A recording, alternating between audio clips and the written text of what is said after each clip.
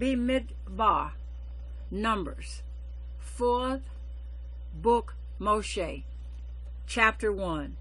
And Yehua spoke to Mosheh in the wilderness of Sinai, in the tent of meeting, on the first day of the 2nd month in the 2nd year, after they had come out of the land of Mitsrayim, saying, Take a census of all the congregation of the children of Yisra'eel by their clans, by their fathers' houses, according to the number of names, every male head by head, from 20 years old and above, everyone going out to the army in Yisra'eel.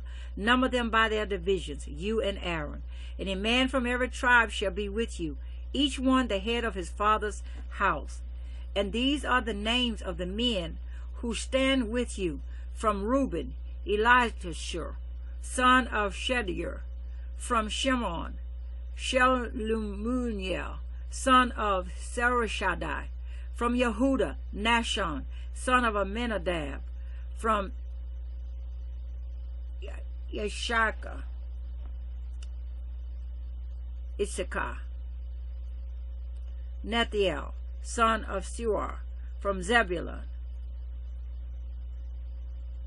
Eliab, son of Helon; from the sons of Joseph; from Ephraim, Elishama, son of Amminahud; from Manasseh, Gamaliel, son of Padashur; from Benjamin, Abidan, son of Gidonah; from Dan, Ahaziah, son of Aminashadai; from Asher, Pagael, son of Okran; from Gad, Eliasaph, son of Duel; from Naphtali, Ahara, son of Enan.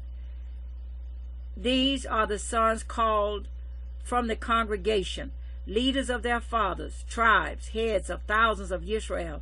And Moshe and Aaron took these men who were called by name, and they assembled all the congregation together on the first day of the 2nd month. And they declared their ancestry by clans, by their fathers' houses, according to the number of names, from 20 years old and above, each one head by head. As Yehua commanded Moshe, so he registered them in the wilderness of Sinai.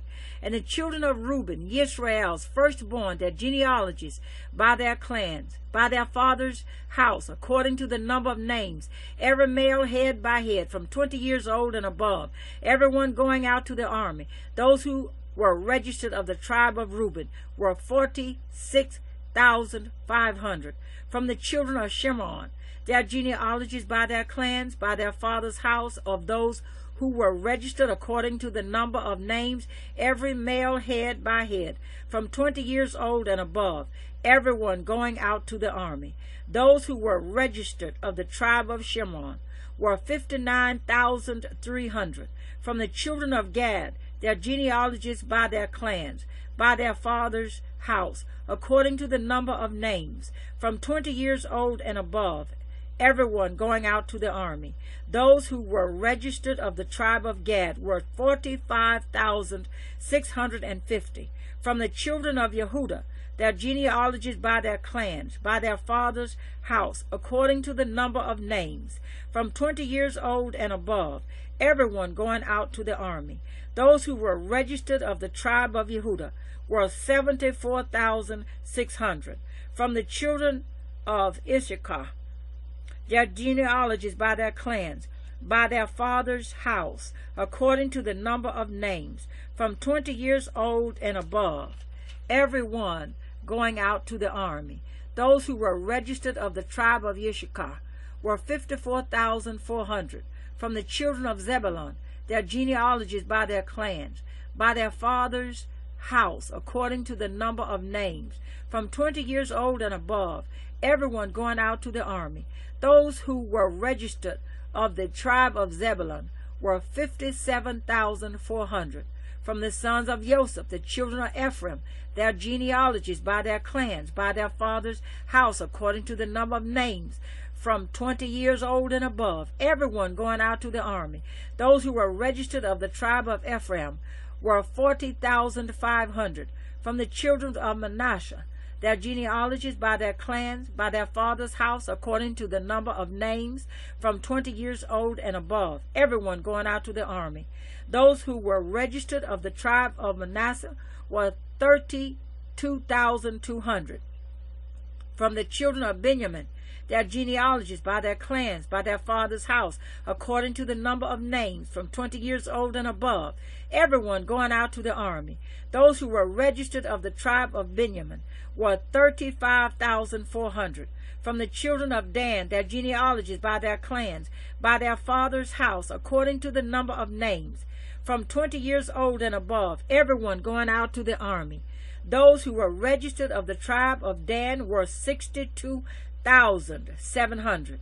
From the children of Asher, their genealogies by their clans, by their father's house, according to the number of names, from 20 years old and above, everyone going out to the army. Those who were registered of the tribe of Asher was 41,500. From the children of Naphtali, their genealogies by their clans, by their father's house, according to the number of names, from 20 years old and above, everyone going out to the army.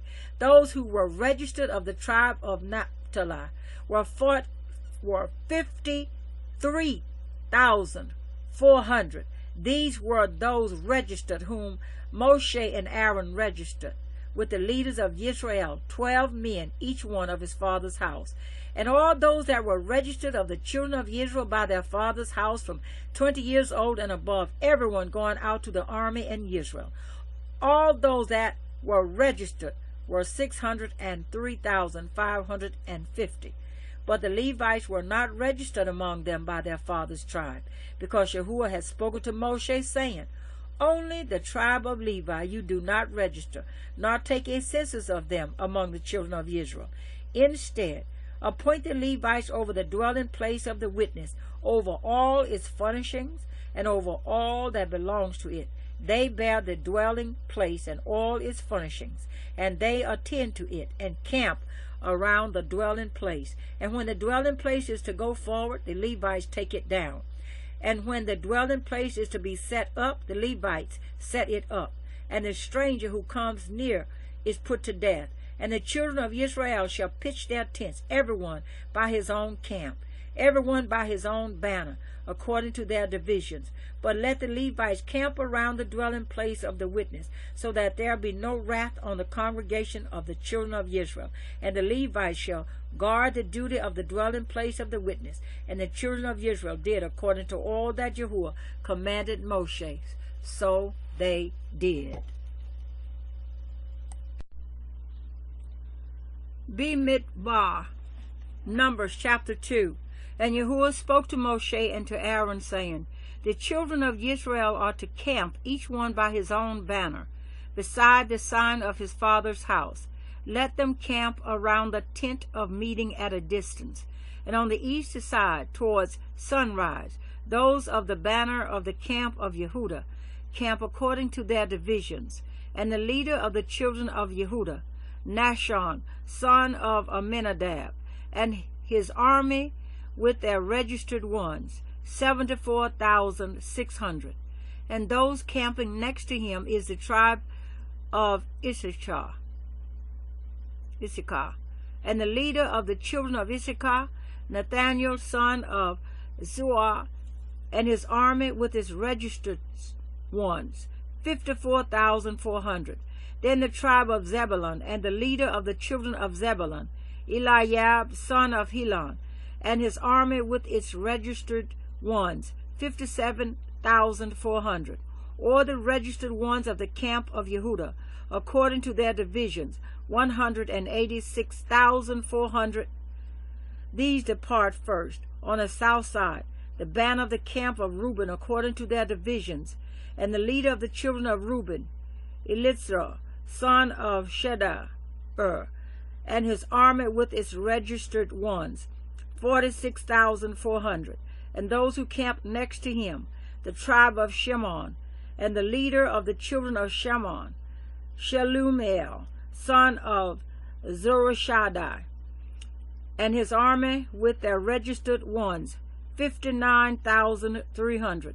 Then the tribe of Gad, and the leader of the children of Gad, Elishaph, son of Reuel, and his army with their registered ones, 45,650. All the registered ones of the camp of Reuben, according to their divisions, 151,450. And they are the second to depart. And the tent of meeting, the camp of the Levites, shall move out in the middle of the camps. As they camp, so they move out, everyone in his place by their banners. On the west side, the banner of the camp of Ephraim, according to their divisions, and the leader of the children of Ephraim, Elishama, son of Amminhud,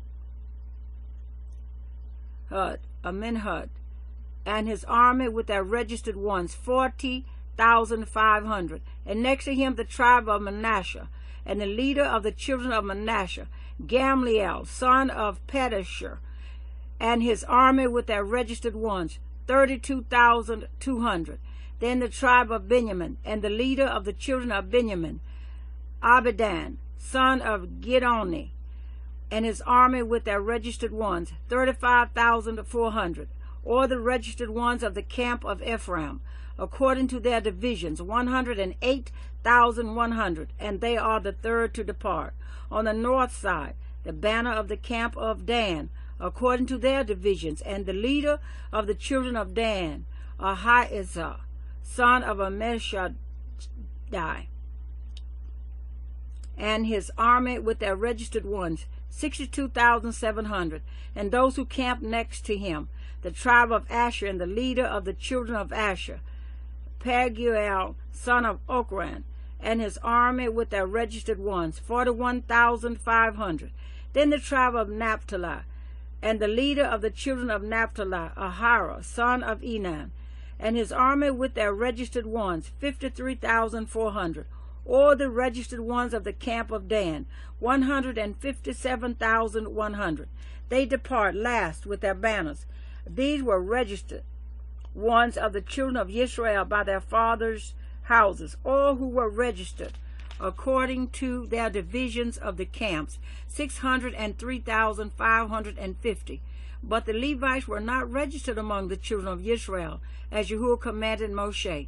And the children of Yisra'eel did according to all that Yahweh commanded Mosheh. So they camped by their banners, and so they departed, each one by his clan, according to their fathers' houses. Bemidbar, Numbers chapter 3. And these are the generations of Aaron and Mosheh when Yahweh spoke with Mosheh on Mount Sinai. And these are the names of the sons of Aaron: Nadab, the firstborn, and Abihu, Eleazar, and Ithamar. These are the names of the sons of Aaron, the anointed priests whom he ordained to act as priests. And Nadab and Abihu had died before Yahweh when they brought strange fire before Yahweh in the wilderness of Sinai. And they had no children. So Eleazar and Ithamar acted as priests in the presence of Aaron their father. And Yahweh spoke to Moshe, saying, Bring the tribe of Levi near, and set them before Aaron the priest, and they shall serve him, and shall guard his duty and the duty of all the congregation before the tent of meeting, to do the service of the dwelling place. And they shall guard all the furnishings of the tent of meeting, and the duty of the children of Israel, to do the service of the dwelling place. And you shall give the Levites to Aaron and his sons. They are the given ones, given to him from among the children of Israel. And appoint Aaron and his sons, and they shall guard their priesthood. And the stranger who comes near shall be put to death.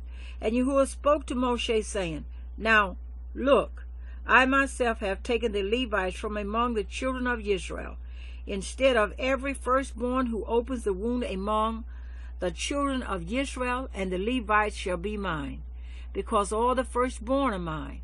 On the day that I struck all the firstborn in the land of Mitsrayim, I set apart to myself all the firstborn in Israel, both man and beast. They are mine. I am Yahweh. And Yahweh spoke to Moshe in the wilderness of Sinai, saying, Register the children of Levi by their fathers' houses, by their clans. register every male from a month old and up. So Moshe registered them according to the word of Yahweh, as he had been commanded. And these were the sons of Levi by their names, Gershon, and Kohath, and Merari. And these are the names of the sons of Gershon by their clans, Libni and Shammai. And the sons of Kohath by their clans, Amram and Yitshar, Hebron and Yisra'ЄL. And the sons of Merari by their clans, Matlah and Mosheh. These are the sons of the Levites by their fathers' houses. From Gershon came the clan of the Libnites and the clan of the Shemites. These were the clans of the Gershonites. Their registered ones, according to the number of all the males from a month old and above. Their registered ones were 7,500. The clans of the Gershonites were to camp westward behind the dwelling place. And the leader of the father's house of the Gershonites, Elisaph, son of Lael. And the duty of the children of Gershon in the tent of meeting was the dwelling place, and the tent with its covering, and the covering of the door of the tent of meeting, and the screens of the courtyard, and the covering of the door of the courtyard, which is around the dwelling place, and the altar, and their cords, according to all its service. And from Kohath came the clan of the Amronites, and the clan of the Yesharites, and the clan of the Hebronites, and the clan of the Yisraelites. These were the clans of the Kohathites. In number, all the males from a month old and above were 8,600, guarding the duty of the set-apart place. The clans of the children of Kohath were to camp on the south side of the dwelling place, and the leader of the father's house of the clans of the Kohathites was Elisaphan, son of Yisra'ЄL, and their duty was the ark, and the table, and the lampstand, and the altars, and the utensils of the set-apart place used in the service, and the covering, and all its service. And Eleazar, son of Aaron the priest, was to be chief over the leaders of the Levites, with oversight of those who guard the duty of the set-apart place. From Merari came the clan of the Malites and the clan of the Mushites. These were the clans of Merari, and the number of their registered ones, all the males from a month old and above, were 6,200. And the leader of the father's house of the clans of Merari was Yisra'Єl, son of Abihail. These were to camp on the north side of the dwelling place. And the appointed duty of the children of Merari was the boards of the dwelling place, and its bars, and its columns, and its sockets, and its utensils, and all its service. And the columns of the courtyard all around, with their sockets, and their pegs, and their cords. And those who were to camp before the dwelling place on the east, before the tent of meeting, were Moshe and Aaron and his sons, guarding the duty of the set-apart place, and the duty of the children of Yisra'ЄL. But the stranger who came near was to be put to death. All the registered ones of the Levites, whom Moshe and Aaron registered at the command of Yahweh by their clans, all the males from a month old and above, were 22,000. And Yahweh said to Moshe, register all the firstborn males of the children of Yisra'ЄL from a month old and above, and take the number of their names. And you shall take the Levites for me. I am Yahweh, instead of all the firstborn among the children of Israel, and the livestock of the Levites, instead of all the firstborn among the livestock of the children of Yisra'ЄL. And Moshe registered all the firstborn among the children of Yisra'ЄL, as Yahweh had commanded him. And all the firstborn males by the number of names from 1 month old and above of their registered ones were 22,273. And Yahweh spoke to Moshe, saying, take the Levites instead of all the firstborn among the children of Israel, and the livestock of the Levites instead of their livestock. And the Levites shall be mine. I am Yahweh. And for the ransom of the 273 of the firstborn of the children of Israel, who are more than the number of the Levites, you shall take 5 shekels for each one, head by head. Take it by the shekel of the set-apart place, a shekel of 20 gerahs. And you shall give the silver, the ransom of those who are in excess among them, to Aaron and his sons. And Moshe took the ransom silver from those who were over and above those who were ransomed by the Levites. From the firstborn of the children of Yisra'ელ he took the silver, 1,365 pieces, according to the shekel of the set-apart place. And Moshe gave their ransom, silver, to Aaron and to his sons, according to the word of Yehua, as Yehua had commanded Moshe.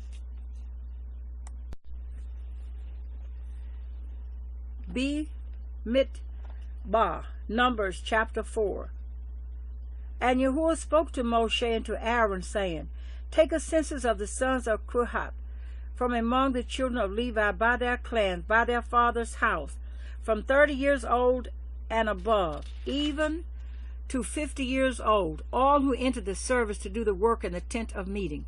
This is the service of the sons of TORAH in the tent of meeting, the most set-apart matters. At the breaking of camp, Aaron and his sons shall come, and they shall take down the covering veil, and cover the ark of the witness with it, and shall put on it a covering of fine leather, and spread over that an all blue wrapper, and shall insert its poles. And on the table of shewbread they shall spread a blue wrapper, and shall put on it the dishes and the ladles and the bowls and the jars for pouring, and the showbread on it. And they shall spread over them a scarlet wrapper, and cover the same with a covering of fine leather, and shall insert its poles. And shall take a blue wrapper, and cover the lampstand of the light with its lamps, and its snuffers, and its trays, and all its oil vessels by which they serve it. And they shall put it with all its utensils in a covering of fine leather, and put it on a bar. And over the golden altar they shall spread a blue wrapper, and cover it with a covering of fine leather, and shall insert its poles. And shall take all the utensils of service with which they serve in a set-apart place, and shall put them in a blue wrapper, cover them with a covering of fine leather, and put them on a bar. And shall remove the ashes from the altar, and spread a purple wrapper over it, and shall put on it all its utensils by which they serve there, the fire holders, the forks, and the shovels, and the basins, and all the utensils of the altar, and shall spread on it a covering of fine leather, and insert its poles. And when Aaron and his sons have finished covering the set-apart objects, and all the furnishings of the set-apart place at the breaking of camp, then the sons of TORAH shall come to lift them, but let them not touch that which is set apart, lest they die. These matters are the burden of the sons of TORAH and the tent of meeting, and the oversight of Eleazar, son of Aaron the priest, is the oil for the light, and the sweet incense, and the daily grain offering, and the anointing oil, and the oversight of all the dwelling place, and all that is in it, with the set-apart place and its furnishings. And Yehua spoke to Moshe and to Aaron, saying, Do not cut off the tribe of the clans of the Kohathites from among the Levites, but do this to them, and they shall live and not die. When they approach the most set-apart objects, Aaron and his sons shall go in and appoint each of them to his service and his burden. They are not, however, to go in to watch while the set-apart objects are being covered, lest they die. And Yehua spoke to Moshe, saying, Take a census also of the sons of Gershon, by their father's house, by their clans. Register them from 30 years old and above, even to 50 years old, all who enter to perform the service, to do the service in the tent of meeting. This is the service of the clans of the Gershonites, in serving and in bearing burdens. And they shall bear the curtains of the dwelling place and the tent of meeting with its covering, the covering of fine leather that is on it, the covering for the door of the tent of meeting, and the screens of the courtyard, and the covering for the door of the gate of the courtyard, which is around the dwelling place and altar, and their cords. All the equipment for their service, and all that is made for them, so shall they serve. Aaron and his sons are to command all the service of the sons of the Gershonites, all their burden and all their service, and you shall appoint to them all the duty of all their burden. This is the service of the clans of the sons of Gershon, in the tent of meeting, and let their duties be under the hand of Ithamar, son of Aaron the priest. As for the sons of Merari, register them by their clans and by their father's house. Register them from 30 years old and above, even to 50 years old, all who enter the service to do the work of the tent of meeting. And this is the duty of their burden according to all their service for the tent of meeting. The boards of the dwelling place, and its bars, and its columns, and its sockets, and the columns around the courtyard with their sockets and their pegs and their cords, with all their equipment, and all their service, and assign to each by name the equipment of the duty of their burden. This is the service of the clans of the sons of Merari, as all their service for the tent of meeting, under the hand of Ithamar, son of Aaron the priest. So Moshe and Aaron and the leaders of the congregation registered the sons of the Kohathites by their clans and by their father's house. From 30 years old and above, even to 50 years old, all who entered the service for work in the tent of meeting, and their registered ones by their clans were 2,750. These were the registered ones of the clans of the Kohathites, all those serving in the tent of meeting, whom Moshe and Aaron registered according to the command of Yahweh by the hand of Moshe. And those registered ones of the sons of Gershon by their clans and by their father's house, from 30 years old and above, even to 50 years old, all who entered the service for work in the tent of meeting. The registered ones by their clans, by their father's house, were 2,630. These were the registered ones of the clans of the sons of Gershon, of all who served in the tent of meeting, whom Moshe and Aaron registered according to the command of Yahweh. And those of the clans of the sons of Merari, who were registered by their clans, by their father's house, from 30 years old and above, even to 50 years old, all who entered the service for work in the tent of meeting. The registered ones by their clans were 3,200. These were the registered ones of the clans of the son of Merari, whom Moshe and Aaron registered according to the command of Yahweh by the hand of Moshe.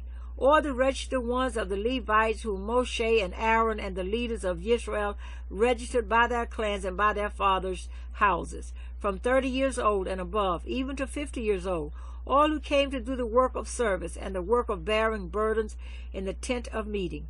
Their registered ones were 8,580. According to the command of Yahweh, they were registered by the hand of Moshe, each according to his service and according to his burden. Thus were they registered by him, as Yahweh commanded Moshe.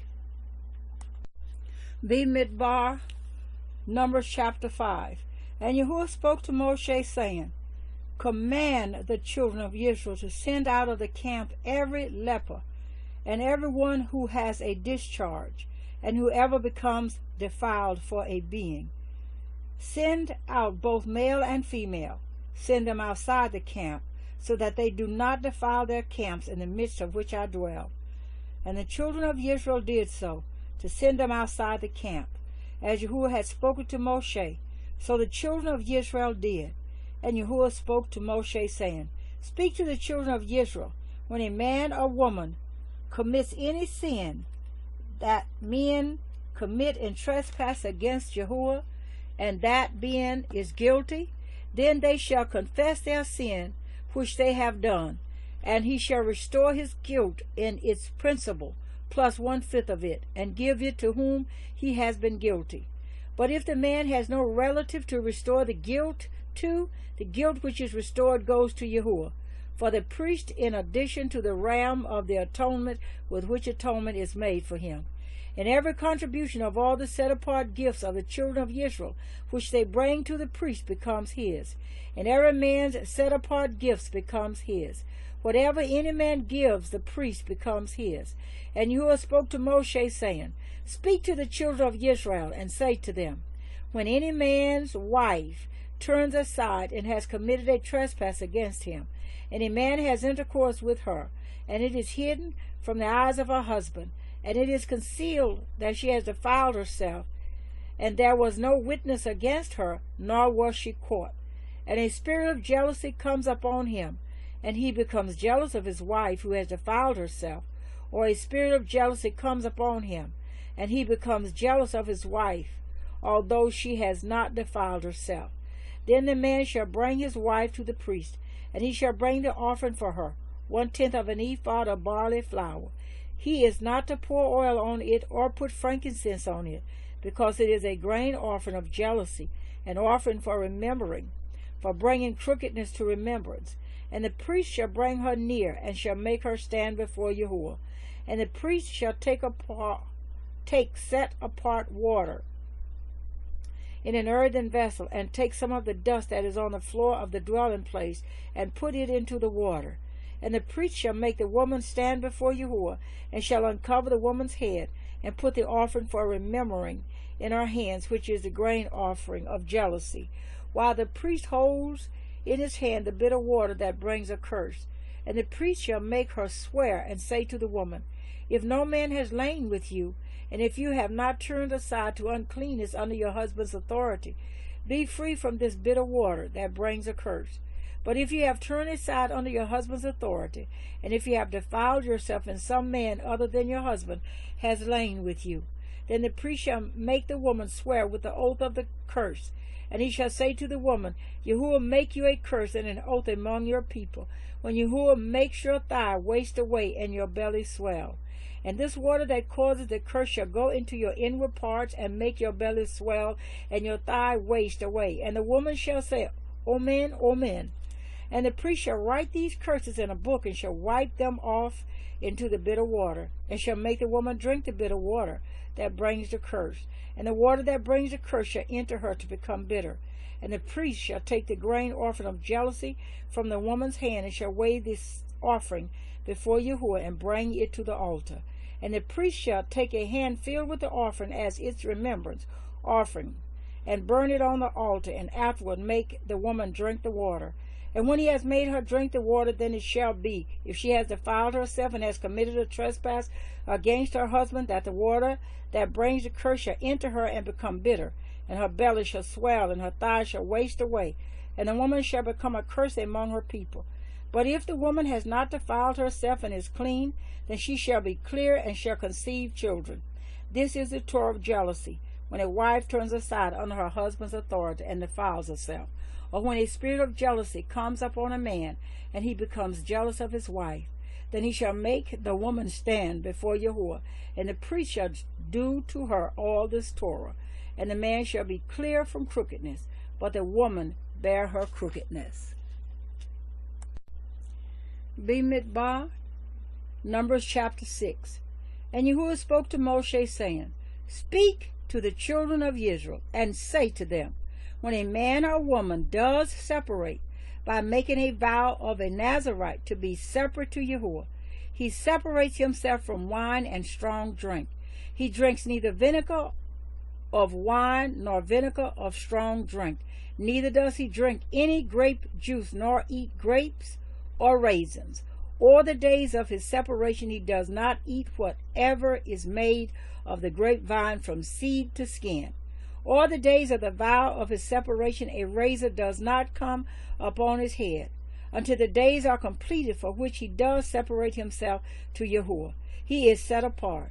He shall let the locks of the hair of his head grow long. All the days of his separation to Yahweh he does not go near a dead body. He does not make himself unclean for his father or for his mother, for his brother or his sister, when they die, because his separation to Elohim is on his head. All the days of his separation he is set apart to Yahweh. And when anyone dies beside him in an instant, suddenly, and he has defiled the head of his separation, then he shall shave his head on the day of his cleansing. On the 7th day he shaves it. And on the 8th day he brings 2 turtle doves, or 2 young pigeons, to the priest to the door of the tent of meeting. And the priest shall prepare one as a sin offering, and the other as a burnt offering, and shall make atonement for him, because he sinned by reason of the dead body. And he shall set apart his head on that day, and shall separate to Yahweh the days of his separation, and shall bring a male lamb, a year old, as a guilt offering. But the former days are not counted, because his separation was defiled. And this is the TORAH of the Nazarite. When the days of his separation are completed, he is brought to the door of the tent of meeting. And he shall bring his offering to Yahweh, 1 male lamb, a year old, a perfect one, as a burnt offering, and 1 ewe lamb, a year old, a perfect one, as a sin offering, and 1 ram, a perfect one, as a peace offering, and a basket of unleavened bread, cakes of fine flour mixed with oil, and unleavened thin cakes anointed with oil, and their grain offering with their drink offerings. And the priest shall bring them before Yahweh, and prepare his sin offering and his burnt offering. And he shall prepare the ram as a peace offering to Yahweh, together with a basket of unleavened bread. And the priest shall prepare its grain offering and its drink offering. And the Nazarite shall shave the head of his separation at the door of the tent of meeting, and shall take the hair from the head of his separation, and shall put it on the fire, which is under the slaughtering of the peace offering. And the priest shall take the boiled shoulder of the ram, and one unleavened cake from the basket, and one unleavened thin cake, and put them upon the hands of the Nazarite after he has shaved his hair of separation. Then the priest shall wave them, a wave offering before Yahweh. It is set apart for the priest, besides the breast of the wave offering, and besides the thigh of the contribution. And afterwards the Nazarite shall drink wine. This is the Torah of the Nazarite who vows to Yahweh the offering for his separation, and besides that, whatever else his hand is able to provide, according to the vow which he takes, so he shall do according to the Torah of his separation. And Yahweh spoke to Mosheh, saying, Speak to Aaron and his son, saying, This is how you bless the children of Israel. Say to them, Yahweh bless you and guard you. Yahweh make his face shine upon you and show favor to you. Yahweh lift up his face upon you and give you peace. Thus they shall put my name on the children of Israel, and I myself shall bless them. Bemidbar, Numbers chapter 7. And it came to be, when Mosheh finished setting up the dwelling place, that he anointed it and set it apart, and all its furnishings, as well as the altar and all its utensils. Thus he anointed them and set them apart. And the leaders of Yisra'ელ, heads of their fathers, houses who were the leaders of the tribes, and over the ones registered, drew near. And they brought their offering before Yahweh, 6 covered wagons and 12 cattle, a wagon for every 2 of the leaders, and for each one a bull. And they brought them near before the dwelling place. And Yahweh spoke to Moshe, saying, Accept these from them, and they shall be used enduring the service of the tent of meeting, and you shall give them to the Levites, each one according to his service. And Moshe took the wagons and the cattle and gave them to the Levites. He gave 2 wagons and 4 cattle to the sons of Gershon, according to their service. And he gave 4 wagons and 8 cattle to the sons of Merari, according to their service, under the hand of Ithamar, son of Aaron the priest. But to the sons of Kohath he gave none, because theirs was the service of the set-apart objects, which they bore on their shoulders.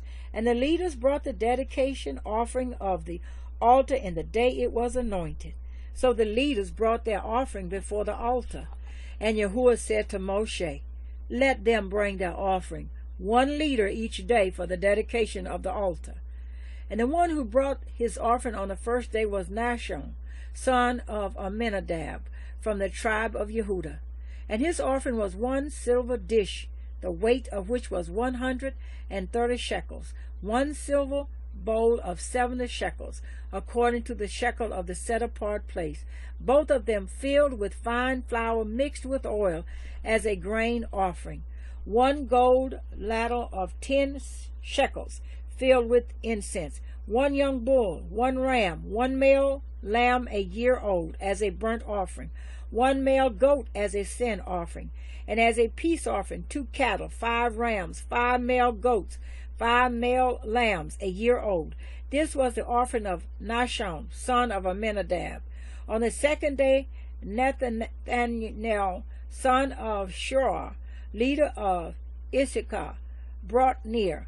He brought his offering, 1 silver dish, the weight of which was 130 shekels, 1 silver bowl of 70 shekels, according to the shekel of the set-apart place, both of them filled with fine flour mixed with oil as a grain offering, 1 gold ladle of 10 shekels filled with incense, 1 young bull, 1 ram, 1 male lamb a year old as a burnt offering, 1 male goat as a sin offering, and as a peace offering 2 cattle, 5 rams, 5 male goats, 5 male lambs a year old.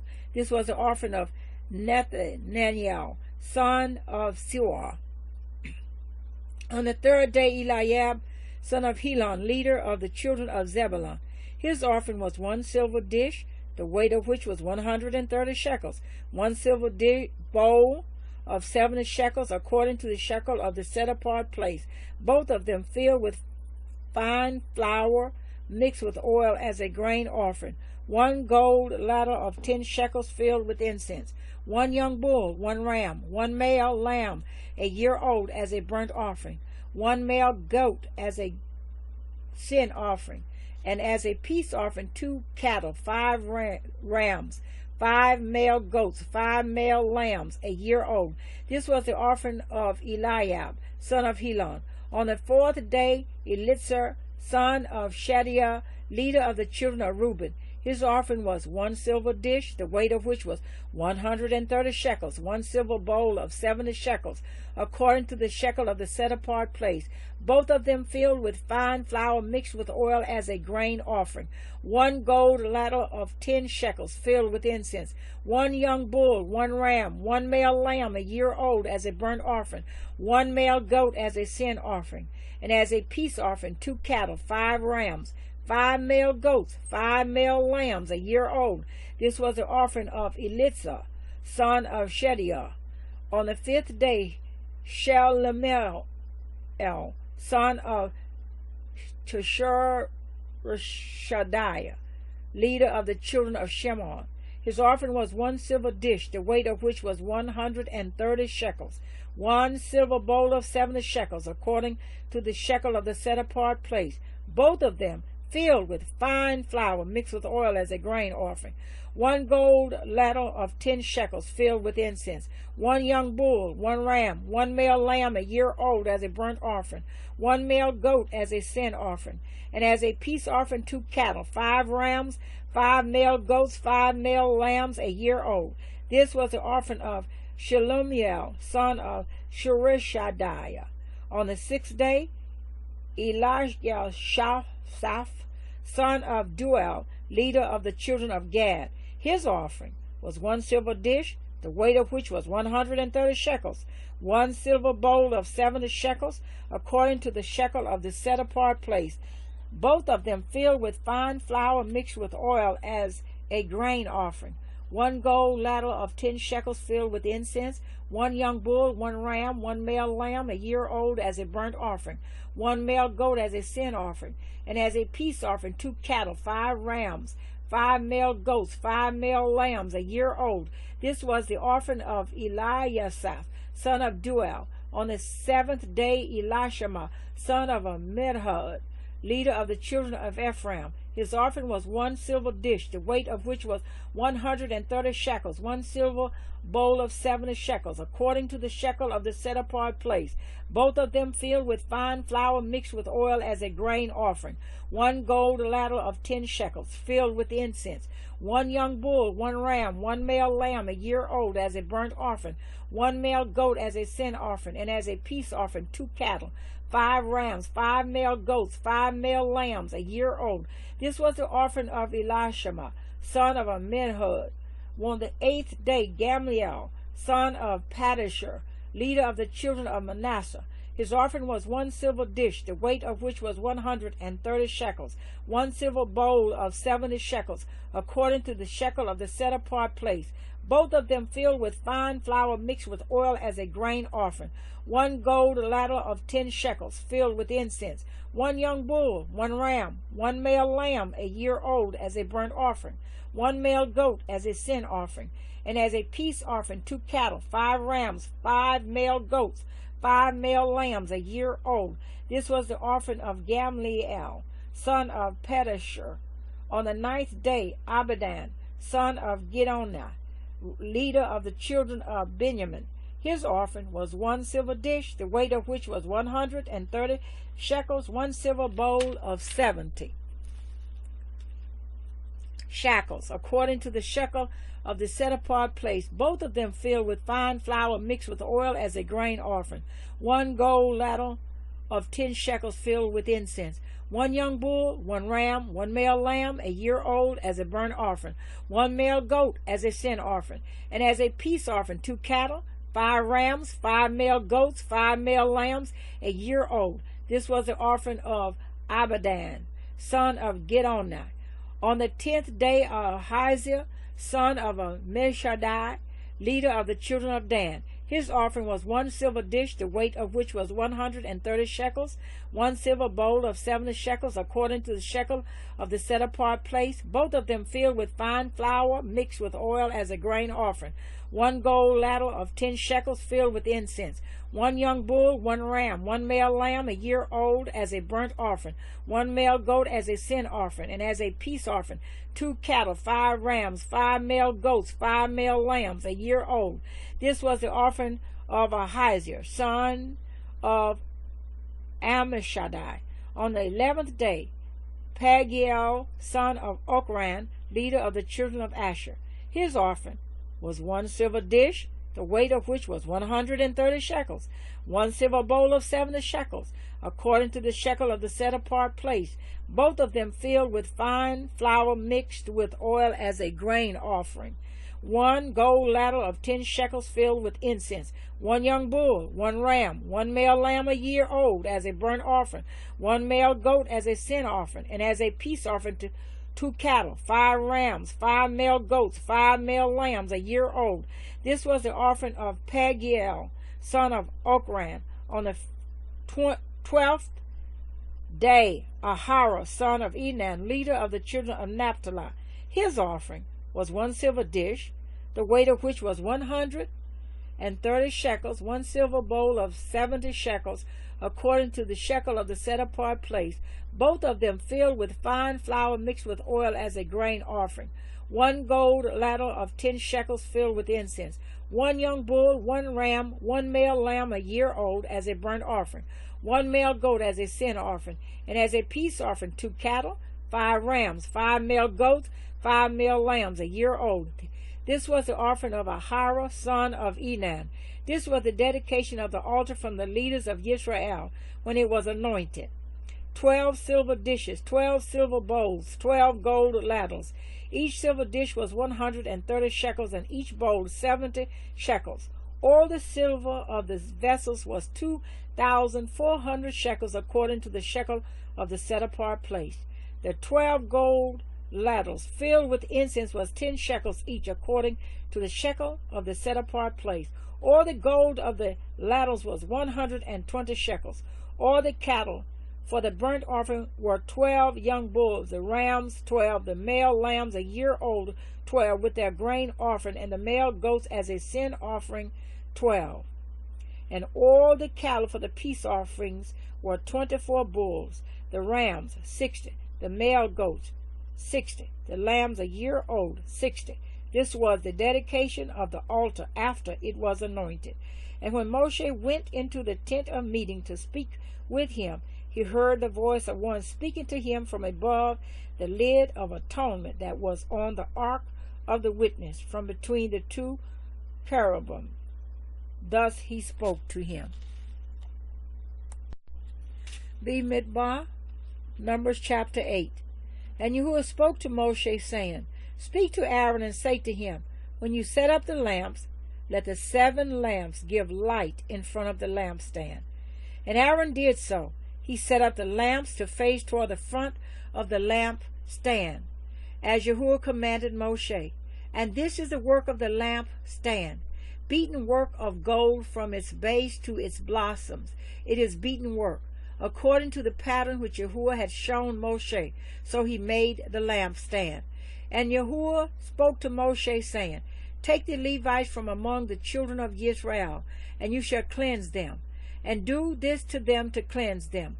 Sprinkle water of sin offering on them, and they shall shave all their body, and shall wash their garments and cleanse themselves. And shall take a young bull with his grain offering of fine flour mixed with oil, while you take another young bull as a sin offering.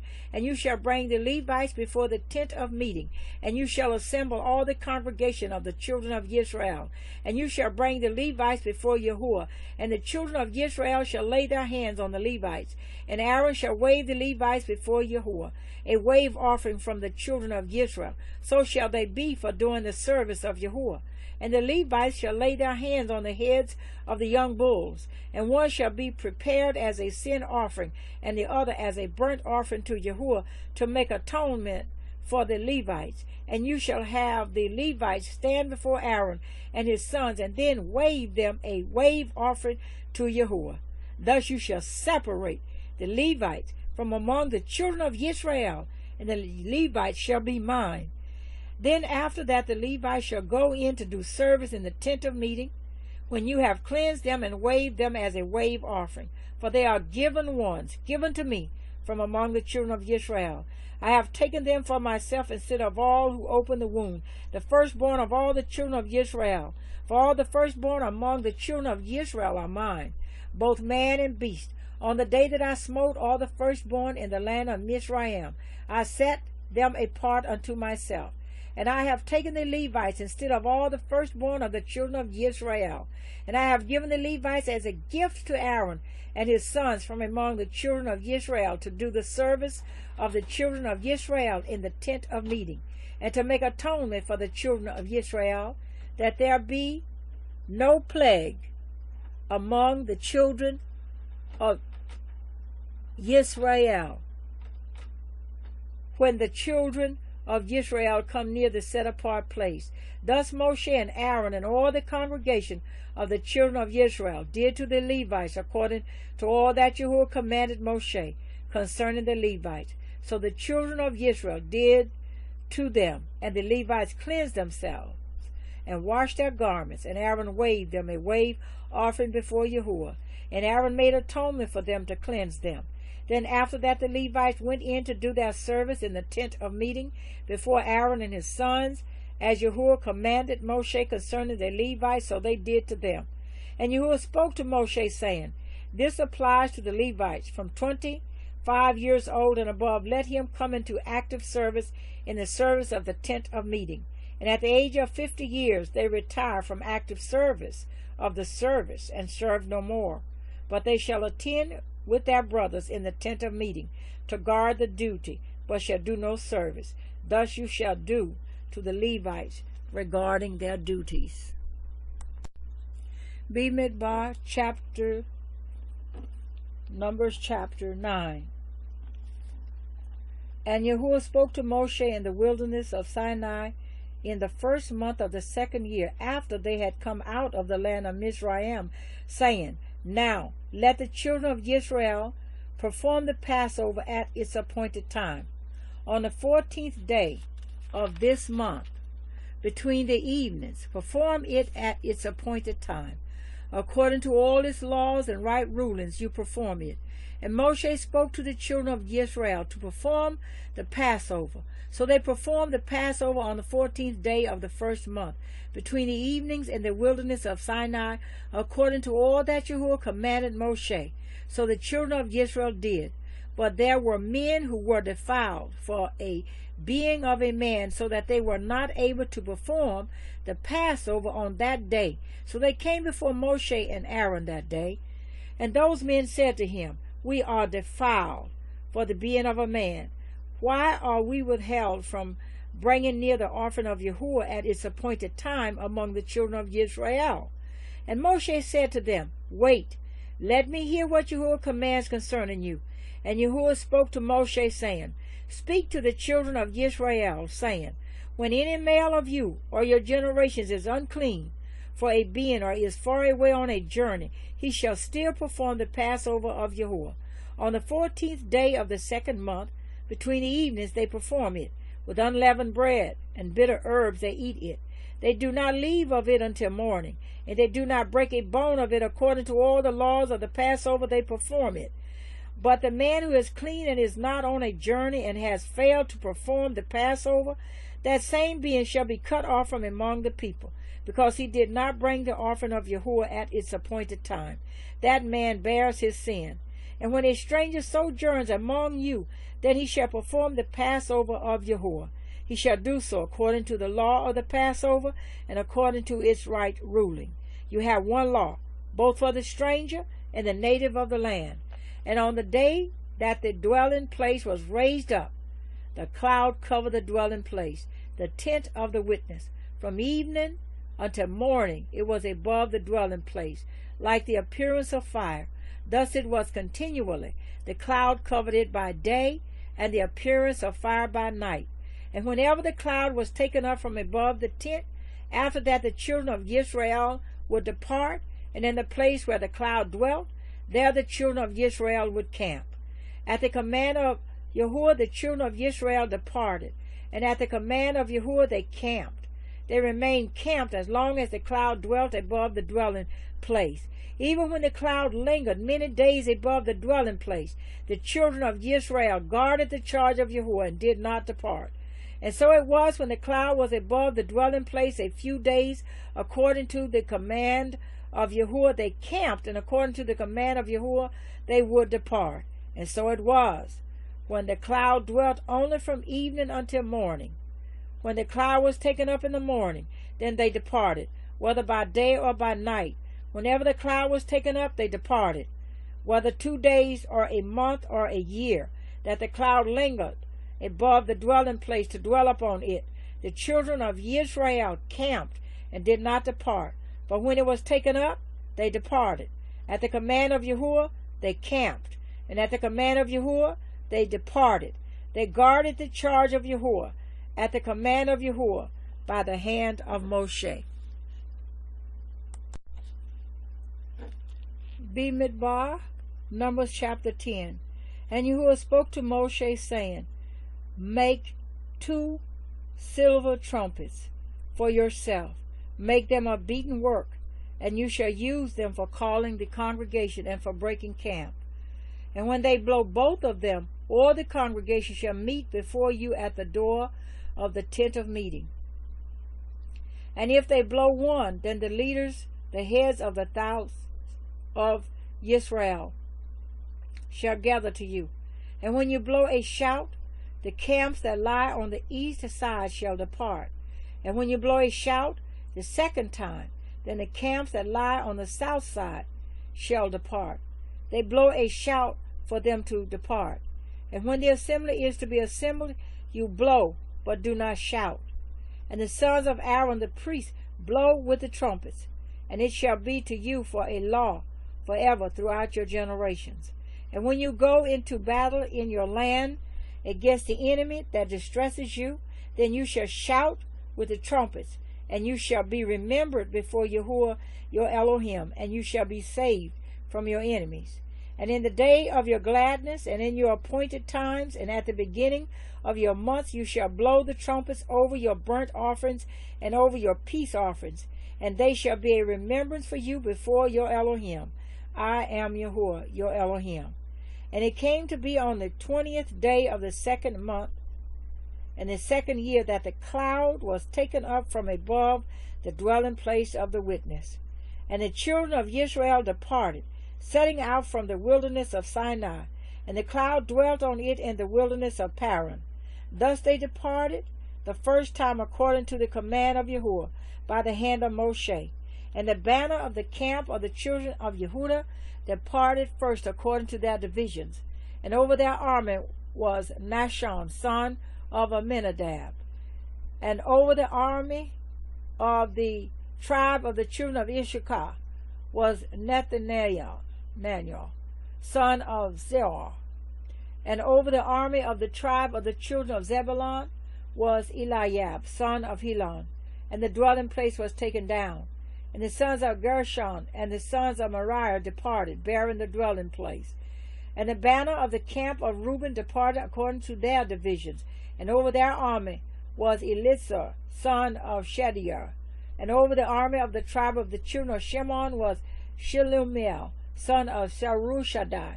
And over the army of the tribe of the children of Gad was Elishaph, the son of Duel. And the Kohathites departed, bearing the set-apart objects, while the dwelling place was set up before they came. And the banner of the camp of the children of Ephraim departed according to their divisions. And over their army was Elishama, son of Amminahud. And over the army of the tribe of the children of Manasseh was Gamaliel, son of Padashur. And over the army of the tribe of the children of Benjamin was Abidan, son of Gidoni. And the banner of the camp of the children of Dan, which formed the rear guard of all the camps, departed according to their divisions, and over their army was Ahijah, son of Ammishaddai. And over the army of the tribe of the children of Asher was Pagiel, the son of Okran. And over the army of the tribe of the children of Naphtali was Ahara, the son of Enan. Such was the order of setting out of the children of Yisra'ელ, according to their divisions when they departed.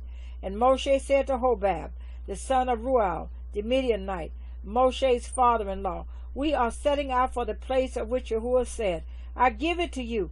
Come with us, and we shall do good to you. For Yahweh has spoken good concerning Yisra'ელ. And he replied to him, I am not going, but I am going to my own land and to my relatives. Then he said, please do not leave us, because you know how we are to camp in the wilderness, and you shall be our eyes. And it shall be when you go with us, then it shall be that whatever good Yahweh does to us, the same we shall do to you.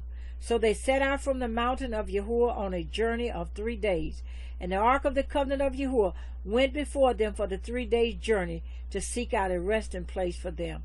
And the cloud of Yahweh was above them by day, when they went out from the camp. And it came to be, whenever the ark set out, that Moshe said, Rise up, O Yahweh, and let your enemies be scattered, and let those who hate you flee before you.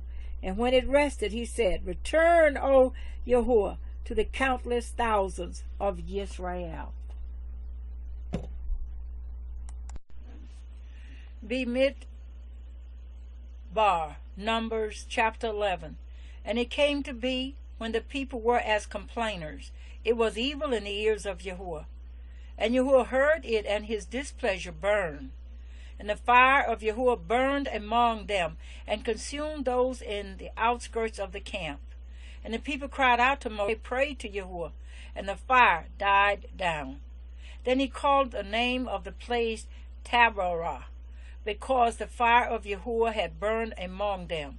And the mixed multitude who were in their midst lusted greatly. So the children of Yisrael also wept again, and said, Who is giving us meat to eat? We remember the fish which we ate without cost in Mitsrayim, the cucumbers, and the melons, and the leeks, and the onions, and the garlic. But now our throat is dried up. There is naught to look at but this manna. Now the manna was like coriander seed, and its appearance like the appearance of bdellium. The people about and gathered it, ground it on millstones, or beat it in the mortar, and cooked it in a pot, and made cakes of it. And its taste was as the taste of cakes baked with oil. And when the dew fell on the camp at night, the manna fell on it. And Moshe heard the people weeping throughout their clans, each man at the door of his tent. And the displeasure of Yahweh burned exceedingly. And in the eyes of Moshe it was evil. So Moshe said to Yahweh, Why have you done evil to your servant? And why have I not found favor in your eyes, to put the burden of all these people on me? Was it I who conceived all these people? Was it I who brought them forth, that you should say to me, Carry them in your bosom, as the foster father carries a nursing child, to the land which you swore to their fathers? Where am I to get meat to give to all these people? For they weep before me, saying, Give us meat to eat. I am unable to bear all these people alone, because the burden is too heavy for me. And if you are doing this to me, please slay me altogether, if I have found favor in your eyes, and let me not see my evil. Then Yahweh said to Moshe, Gather to me 70 men of the elders of Yisra'eel, whom you know to be the elders of the people and officers over them, and bring them to the tent of meeting, and let them stand there with you. And I shall come down and speak with you there, and shall take of the spirit that is on you, and put on them. And they shall bear the burden of the people with you, so that you do not bear it yourself alone. And say to the people, Set yourselves apart for tomorrow, and you shall eat meat, because you have wept in the hearing of Yahweh, saying, Who is giving us meat to eat? for it was well with us in Mitsrayim. And Yahweh shall give you meat, and you shall eat. You are going to eat not 1 day, nor 2 days, nor 5 days, nor 10 days, nor 20 days, but for a month of days, until it comes out of your nostrils and becomes an abomination to you, because you have rejected Yahweh, who is among you, and have wept before him, saying, Why did we come up out of Mitsrayim? And Mosheh said, The people in whose midst I am are 600,000 men on foot, and you have said, I give them meat to eat for a month of days. Could flocks and herds be slaughtered for them to be sufficient for them? Or could all the fish of the sea be gathered together for them to be sufficient for them? And Yahweh said to Mosheh, Is the arm of Yahweh too short? Now see whether my word meets you or not. And Mosheh went out and spoke to the people the words of Yahweh. And he gathered the 70 men of the elders of the people and placed them around the tent. And Yahweh came down in a cloud and spoke to him, and took of the spirit that was upon him, and placed the same upon the 70 elders. And it came to be, when the spirit rested upon them, that they prophesied, but did not continue. However, 2 men had remained in the camp. The name of one was Eldad, and the name of the other Medad. And the spirit rested upon them. Now they were among those listed, but did not go out to the tent, and they prophesied in the camp. And a young man ran and informed Mosheh and said, Eldad and Medad are prophesying in the camp. And Yahushua, son of Nun, Moshe's assistant from his youth, answered and said, Mosheh, my master, forbid them. Then Mosheh said to him, Are you jealous for my sake? Oh, that all the people of Yahweh were prophets, that Yahweh would put his spirit upon them. And Mosheh returned to the camp, both he and the elders of Yisra'ელ. And a wind went forth from Yahweh, and it brought quail from the sea, and let them fall beside the camp, about a day's journey on this side, and about a day's journey on the other side, all around the camp, and about 2 cubits above the surface of the ground. And the people were up all that day, and all that night, and all the next day, and gathered the quail. He who has least gathered 10 homers, and they spread them out for themselves all around the camp. The meat was still between their teeth before it was chewed, and the wrath of Yahweh burned against the people, and Yahweh smote the people with an exceeding great plague. Then he called the name of that place Kibroth Hattahawa, because there they buried the people who had lusted. From Kibroth Hattahawa the people set out for Hazeroth, and they were at Hazeroth. Bemidbar. Numbers chapter 12. Now Miriam and Aaron spoke against Mosheh because of the Cushite woman whom he had taken, for he had taken a Cushite woman. And they said, Has Yahuwah spoken only through Mosheh?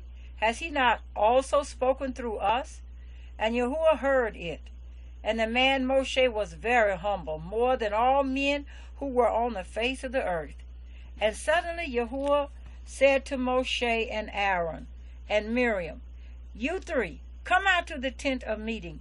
So the 3 came out, and Yahuwah came down in a column of cloud and stood in the door of the tent and called Aaron and Miriam.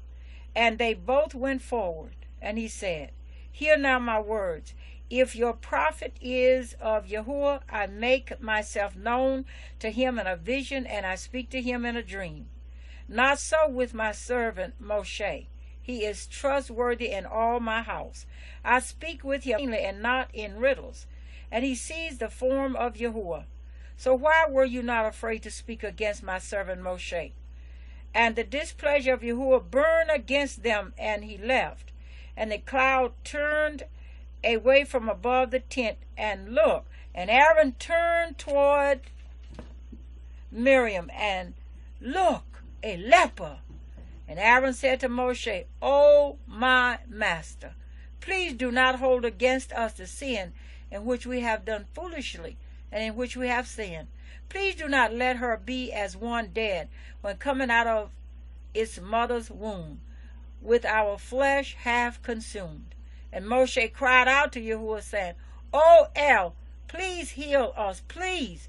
And Yahweh said to Moshe, if her father had but spit in her face, will she not be ashamed 7 days? Let her be shut out of the camp 7 days, and after that let her be readmitted. And Miriam was shut out of the camp 7 days, and the people did not set out until Miriam was readmitted. And afterward the people departed from Hazeroth, and they camped in the wilderness of Paran.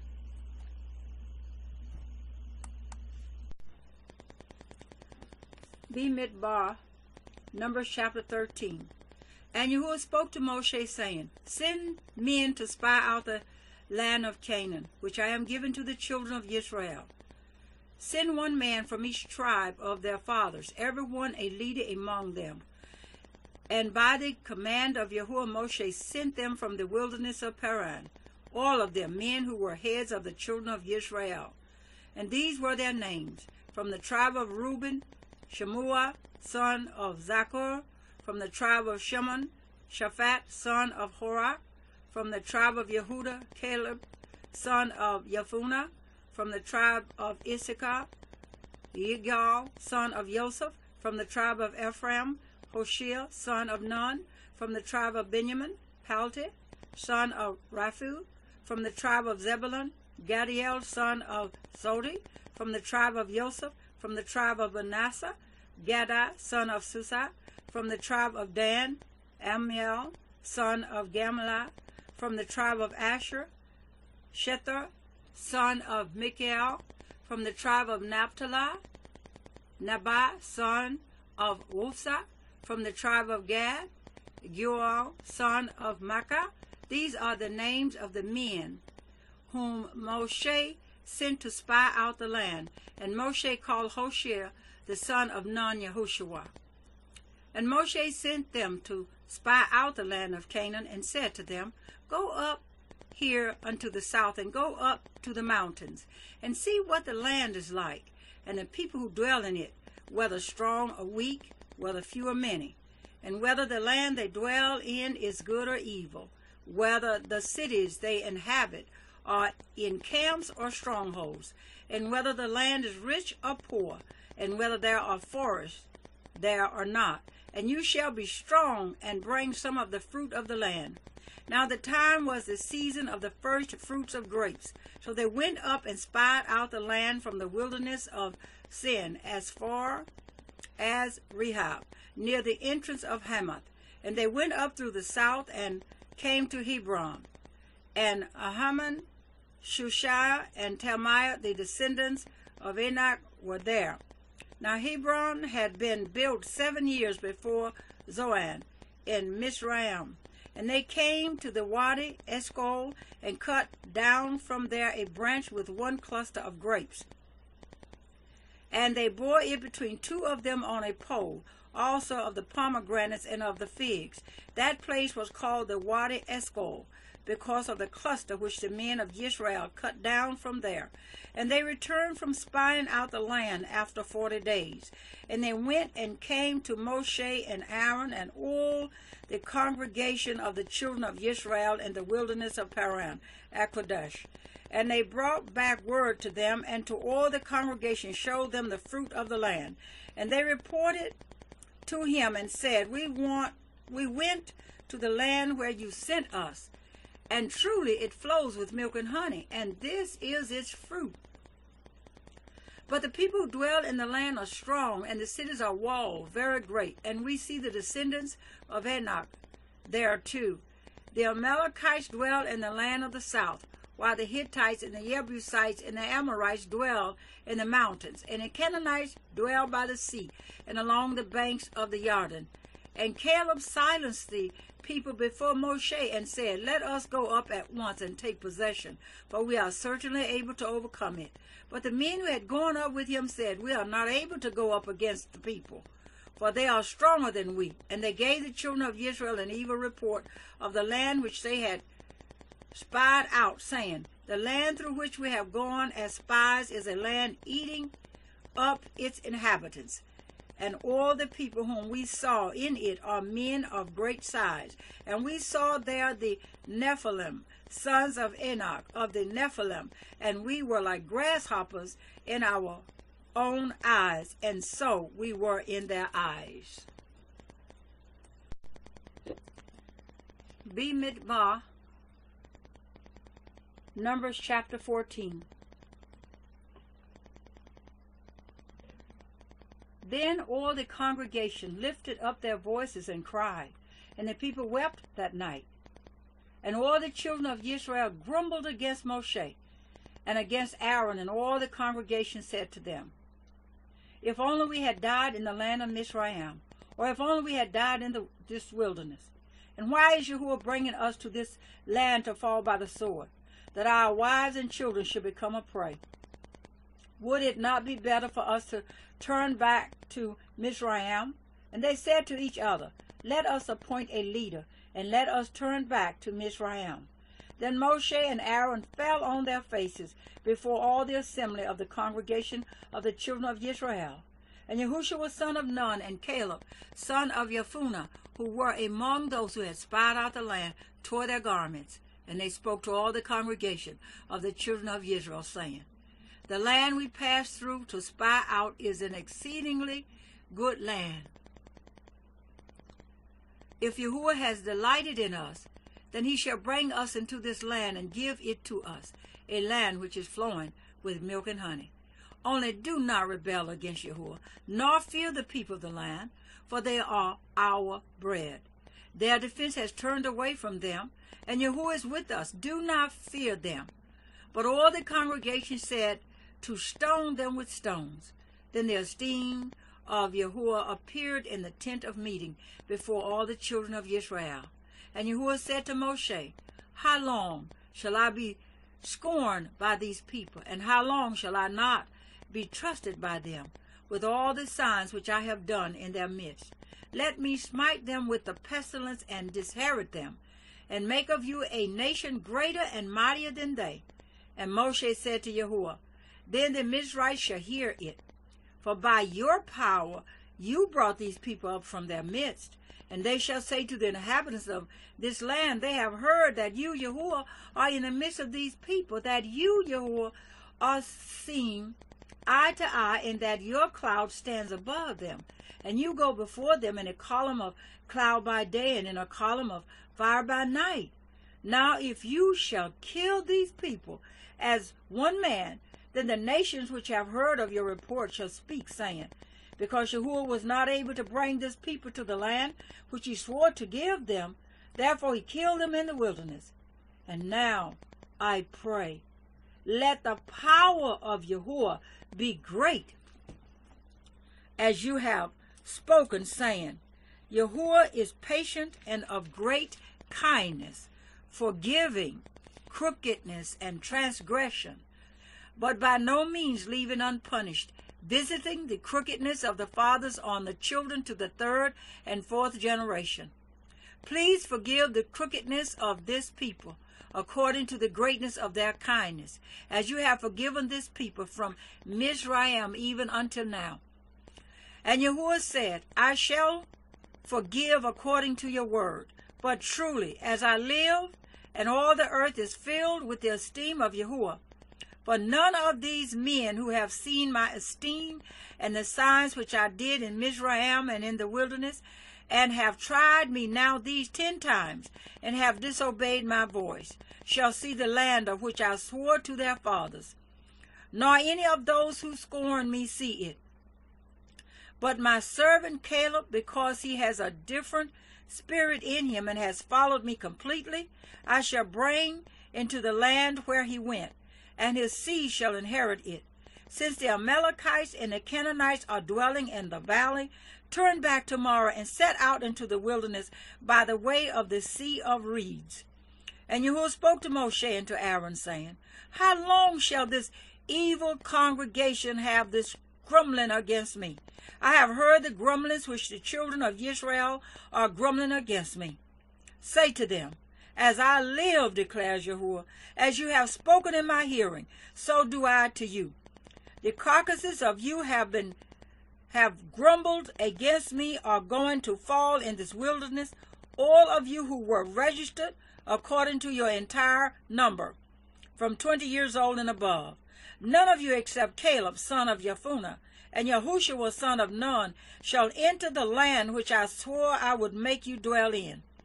But your little ones whom you said would become a prey, I shall bring in, and they shall know the land which you have rejected.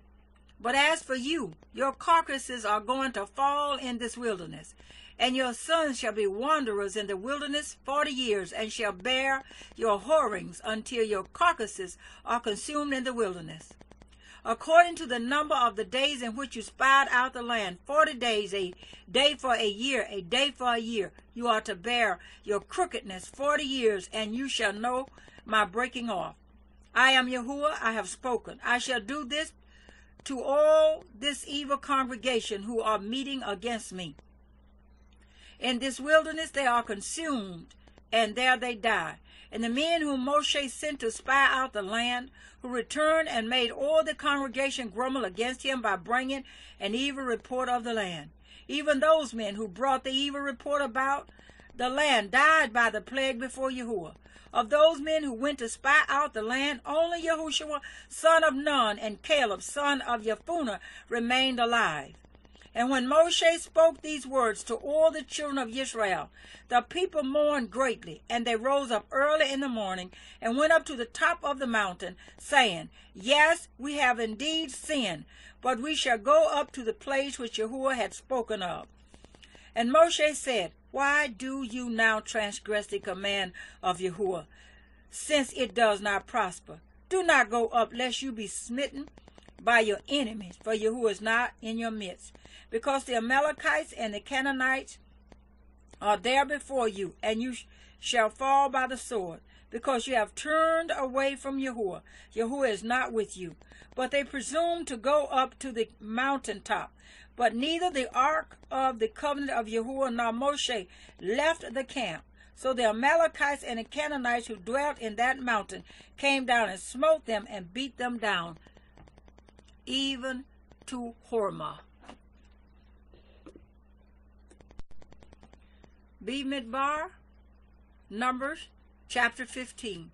And Yahuwah spoke to Mosheh, saying, Speak to the children of Yisrael, and say to them, When you have come into the land of your dwellings, which I am giving you, and you make an offering by fire to Yahuwah, a burnt offering, or a slaughtering to accomplish a vow, or as a voluntary offering, or in your appointed times to make a sweet fragrance to Yahuwah from the herd or the flock, then he who brings near his offering to Yahuwah shall bring near a grain offering of 1/10 of an ephah of fine flour mixed with 1/4 of a hin of oil, and 1/4 of a hin of wine as a drink offering.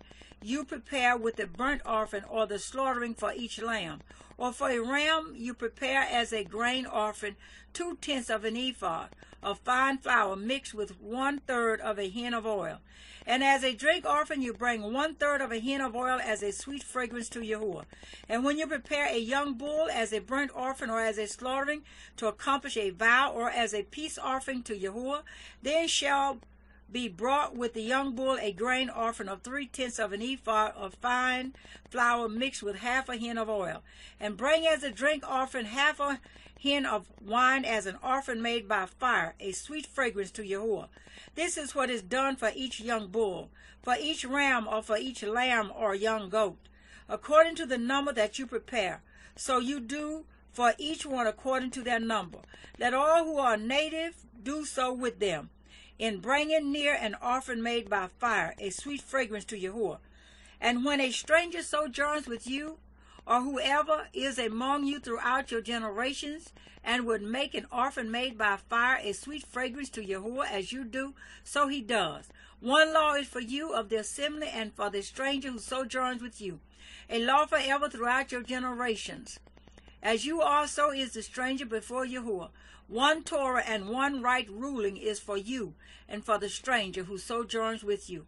And Yahweh spoke to Moshe, saying, Speak to the children of Yisra'eel, and say to them, When you come into the land to which I bring you, then it shall be when you eat of the bread of the land that you present a contribution to Yahweh. Present a cake of the first of your dough as a contribution of the threshing floor you present it. Of the first of your dough you are to give to Yahweh a contribution throughout your generations. And when you sin by mistake and do not do all these commands which Yahweh has spoken to Moshe, all that Yahweh has commanded you by the hand of Moshe, from the day Yahweh gave command, and onward throughout your generations, then it shall be, if it is done by mistake, without the knowledge of the congregation, that all the congregation shall prepare one young bull as a burnt offering, as a sweet fragrance to Yahweh, with its grain offering and its drink offering according to the right ruling, and one male goat as a sin offering. Then the priest shall make atonement for all the congregation of the children of Yisrael, and it shall be forgiven them, for it was by mistake. And they shall bring their offering, an offering made by fire, to Yahweh, and their sin offering before Yahweh for their mistake, and it shall be forgiven. All the congregation of the children of Yisrael, and the stranger who sojourns in their midst, because all the people did it by mistake. And if a being sins by mistake, then he shall bring a female goat a year old as a sin offering. And the priest shall make atonement for the being who strays by mistake, when he sins by mistake before Yahuwah, to make atonement for him, and it shall be forgiven him. For him who does whatever by mistake, there is one Torah, both for him who is native among the children of Israel, and for the stranger who sojourns in their midst. But the being who does whatever defiantly, whether he is native or a stranger, he reviles Yahuwah, and that being shall be cut off from among his people, because he has despised the word of Yahuwah and has broken his command. That being shall certainly be cut off. His crookedness is upon him.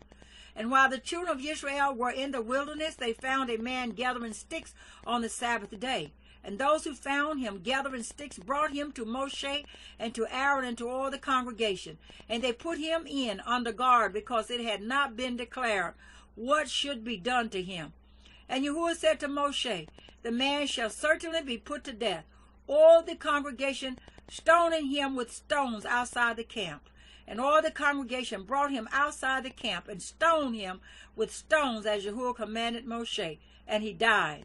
And Yahuwah spoke to Moshe, saying, Speak to the children of Yisrael, and you shall say to them, to make tzitzit on the corners of their garments throughout their generations, and to put a blue cord in the tzitzit of the corners. And it shall be to you for a tzitzit, and you shall see it, and shall remember all the commands of Yahuwah, and shall do them, and not search after your own heart and your own eyes, after which you went whoring, so that you remember and shall do all my commands, and be set apart unto your Elohim. I am Yahuwah your Elohim, who brought you out of the land of Mitsrayim to be your Elohim. I am Yahuwah your Elohim. Bemidbar, Numbers chapter 16.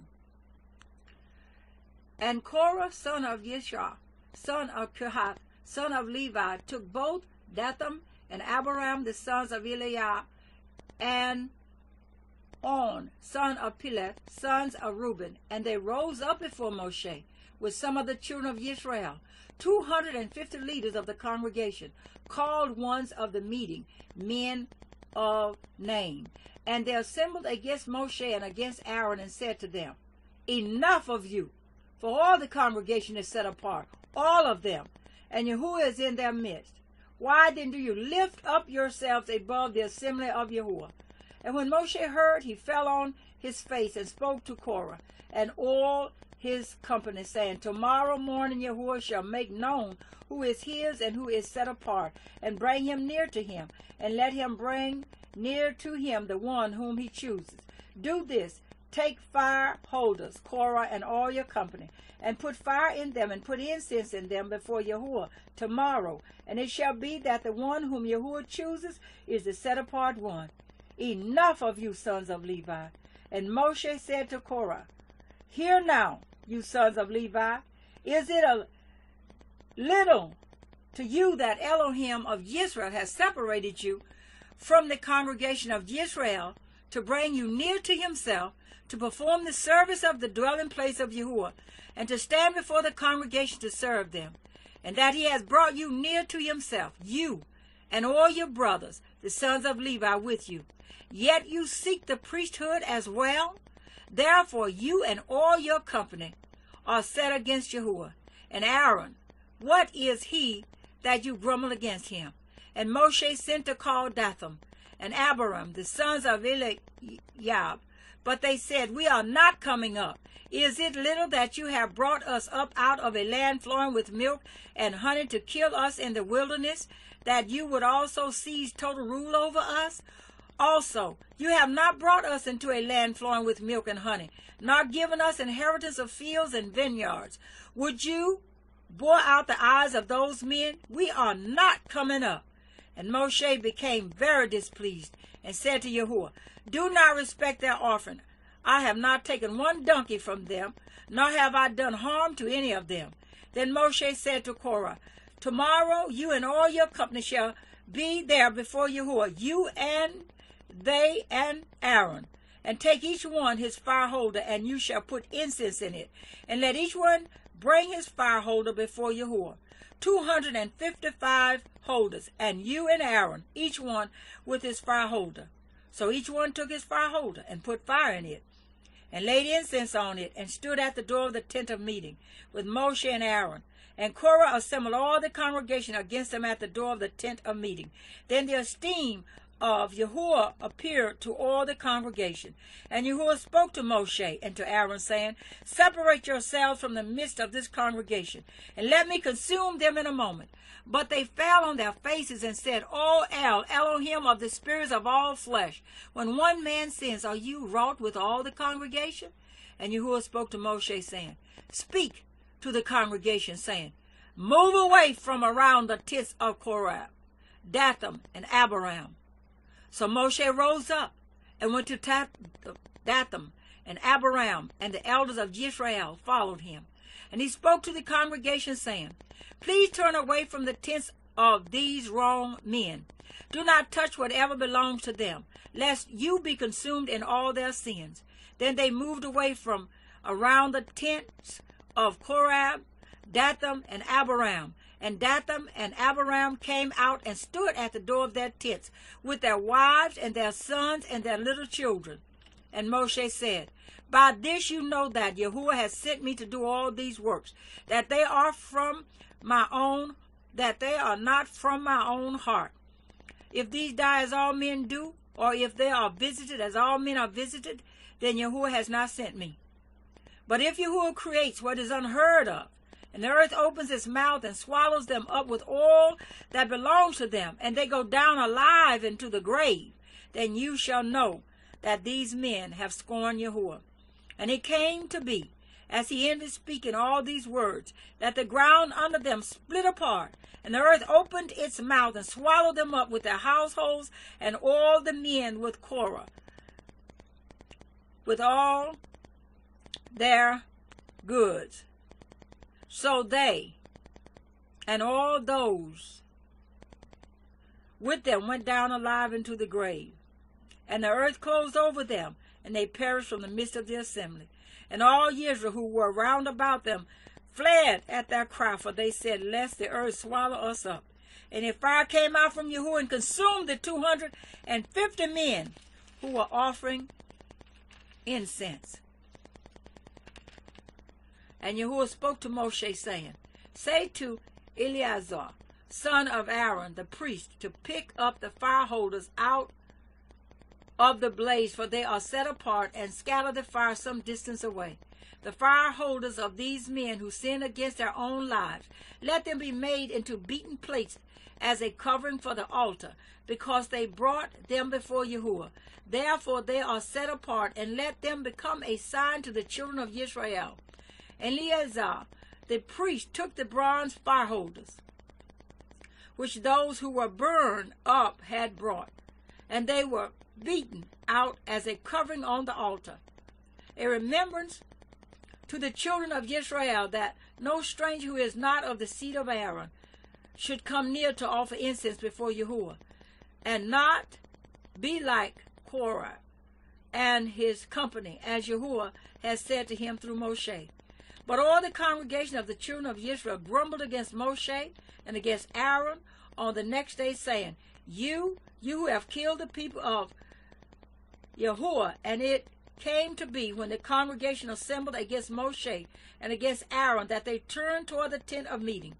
And see, the cloud covered it, and the esteem of Yahweh appeared, and Mosheh and Aaron came before the tent of meeting. And Yahweh spoke to Mosheh, saying, Arise from amidst the congregation, and let me consume them in a moment. And they fell on their faces.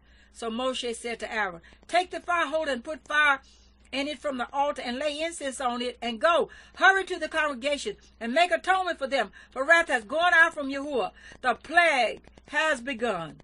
And Aaron took it as Mosheh commanded, and ran into the midst of the assembly, and saw that the plague had begun among the people. And he laid on the incense, and made atonement for the people, and stood between the dead and the living, and the plague was stopped. And those who died in the plague were 14,700, besides those who died on account of Korah. Then Aaron returned to Mosheh at the door of the tent of meeting, for the plague had stopped. Bemidbar, Numbers chapter 17. And Yahuwah spoke to Mosheh, saying, Speak to the children of Yisrael, and take from them a rod from each father's house, all their leaders according to their fathers' houses, 12 rods. Write each one's name on his rod, and write Aaron's name on the rod of Levi, for there is one rod for the head of each father's house. You shall then place them in the tent of meeting before the witness, where I meet with you.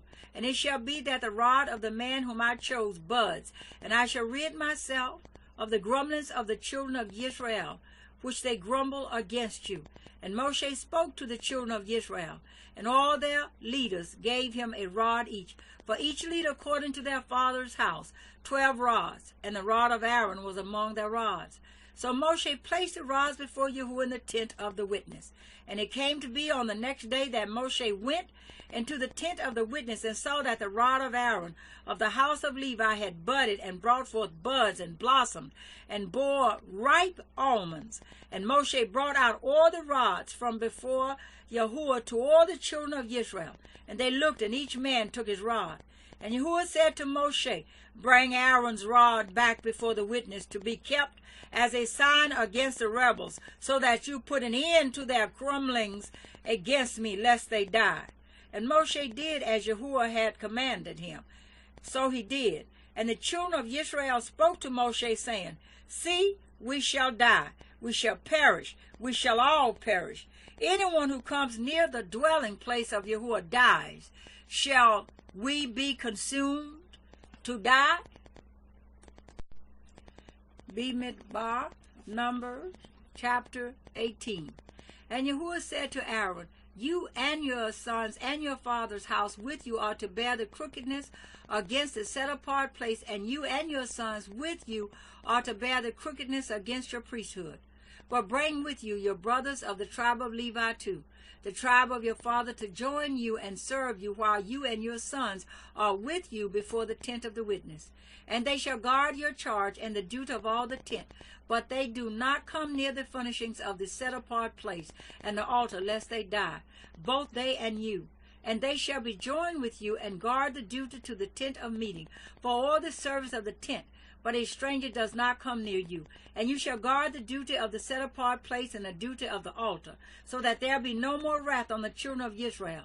And see, I myself have taken your brothers, the Levites, from the midst of the children of Yisra'ელ, a gift to you given by Yahweh to do the service of the tent of meeting. But you and your sons with you are to guard your priesthood for all matters at the altar and behind the veil, and you shall serve. I have given you the priesthood as a gift for service, but the stranger who comes near is put to death. And Yahweh spoke to Aaron, and see, I myself have also given you the charge of my contributions, all the set-apart gifts of the children of Yisrael. I have given them to you for the anointing, and to your sons as a law forever.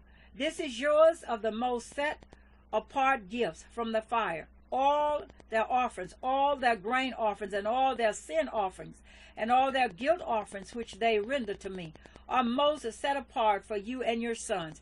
Eat it in the most set apart place. Every male eats it. It is set apart to you. This also is yours, the contribution of their gift with all the wave offerings of the children of Yisrael. I have given them to you and your sons and daughters with you as a law forever. Everyone who is clean in your house eats it, all the best of the oil and all the best of the new wine and the grain.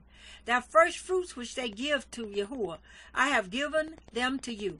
The first fruits of all that is in their land, which they bring to Yahweh, are yours. Everyone who is clean in your house eats it. All that is dedicated in Yisrael is yours. Everyone opening a womb of all flesh which they bring to Yahweh, whether man or beast, is yours. But the firstborn of man you shall certainly ransom, and the firstborn of the unclean beast you ransom. And ransom your ransomed ones when 1 month old, according to your valuation. 5 shekels of silver, according to the shekel of the set-apart place, which is 20 garabs. But the firstborn of a cow, or the firstborn of a sheep, or the firstborn of a goat, you do not ransom. They are set apart. Sprinkle their blood on the altar, and burn their fat as an offering made by fire for a sweet fragrance to Yahweh. And their flesh is yours, as the wave breast, and as the right thigh, it is yours. All the contributions of the set-apart gifts, which the children of Israel present to Yahweh, I have given to you and your sons and daughters with you as a law forever. It is a covenant of salt forever before Yahweh, with you and your seed with you. And Yahweh said to Aaron, you are not to have an inheritance in their land, nor have any portion in their midst. I am your portion and your inheritance among the children of Israel. And see, I have given the children of Levi all the tithes in Israel as an inheritance in return for the service which they are serving, the service of the tent of meeting. And let the children of Israel no more come near the tent of meeting, lest they bear sin and die. Because the Levites shall do the service of the tent of meeting, so they themselves bear their crookedness. A law forever throughout your generations, that among the children of Israel they are to have no inheritance, but the tithes of the children of Israel, which they present as a contribution to Yahweh, I have given to the Levites as an inheritance. That is why I have said to them, among the children of Israel they have no inheritance. And Yahweh spoke to Mosheh, saying, speak to the Levites and say to them, when you take from the children of Israel the tithes which I have given you from them as your inheritance, then you shall present a contribution of it to Yahweh, a tenth of the tithe. And your contribution shall be reckoned to you as a grain from the threshing floor, and as filling from the winepress. Thus you also present a contribution unto Yahweh from all your tithes which you receive from the children of Israel. And you shall give from it the contribution to Yahweh to Aaron the priest. From all your gifts you present every contribution due to Yahweh, from all the best of them, the set-apart part of them. And you shall say to them, when you have presented the best of it, then the rest shall be reckoned to the Levites as the yield of the threshing floor and as the yield of the winepress. And you shall eat it in any place, you and your households, for it is your reward for your service in the tent of meeting. And bear no sin because of it, when you have represented the best of it, and do not profane the set-apart gifts of the children of Israel, lest you die. Bemidbar, Numbers chapter 19. And Yahweh spoke to Mosheh and to Aaron, saying, this is a law of the Torah which Yahweh has commanded, saying, speak to the children of Israel, that they bring you a red heifer, a perfect one, in which there is no blemish, and on which a yoke has never come. And you shall give it to Eleazar, the priest, and he shall bring it outside the camp, and shall slaughter it before him. And Eleazar, the priest, shall take some of its blood with his finger, and sprinkle some of its blood 7 times toward the front of the tent of meeting. And the heifer shall be burned before his eyes. He burns its hide and its flesh and its blood and its dung. And the priest shall take cedar wood and hyssop and scarlet, and throw them into the midst of the fire, burning the heifer. The priest shall then wash his garments, and shall bathe his body in water, and afterward come into the camp. But the priest is unclean until evening. And he who is burning it washes his garments in water, and shall bathe his body in water, and is unclean until evening. And a clean man shall gather up the ashes of the heifer, and shall place them outside the camp in a clean place. And they shall be kept for the congregation of the children of Yisra'ელ, for the water for uncleanness. It is for cleansing from sin.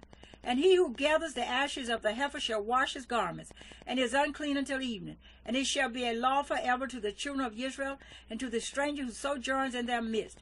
He who touches the dead of any human being is unclean for 7 days. He is to cleanse himself from the water on the 3rd day, and on the 7th day he is clean.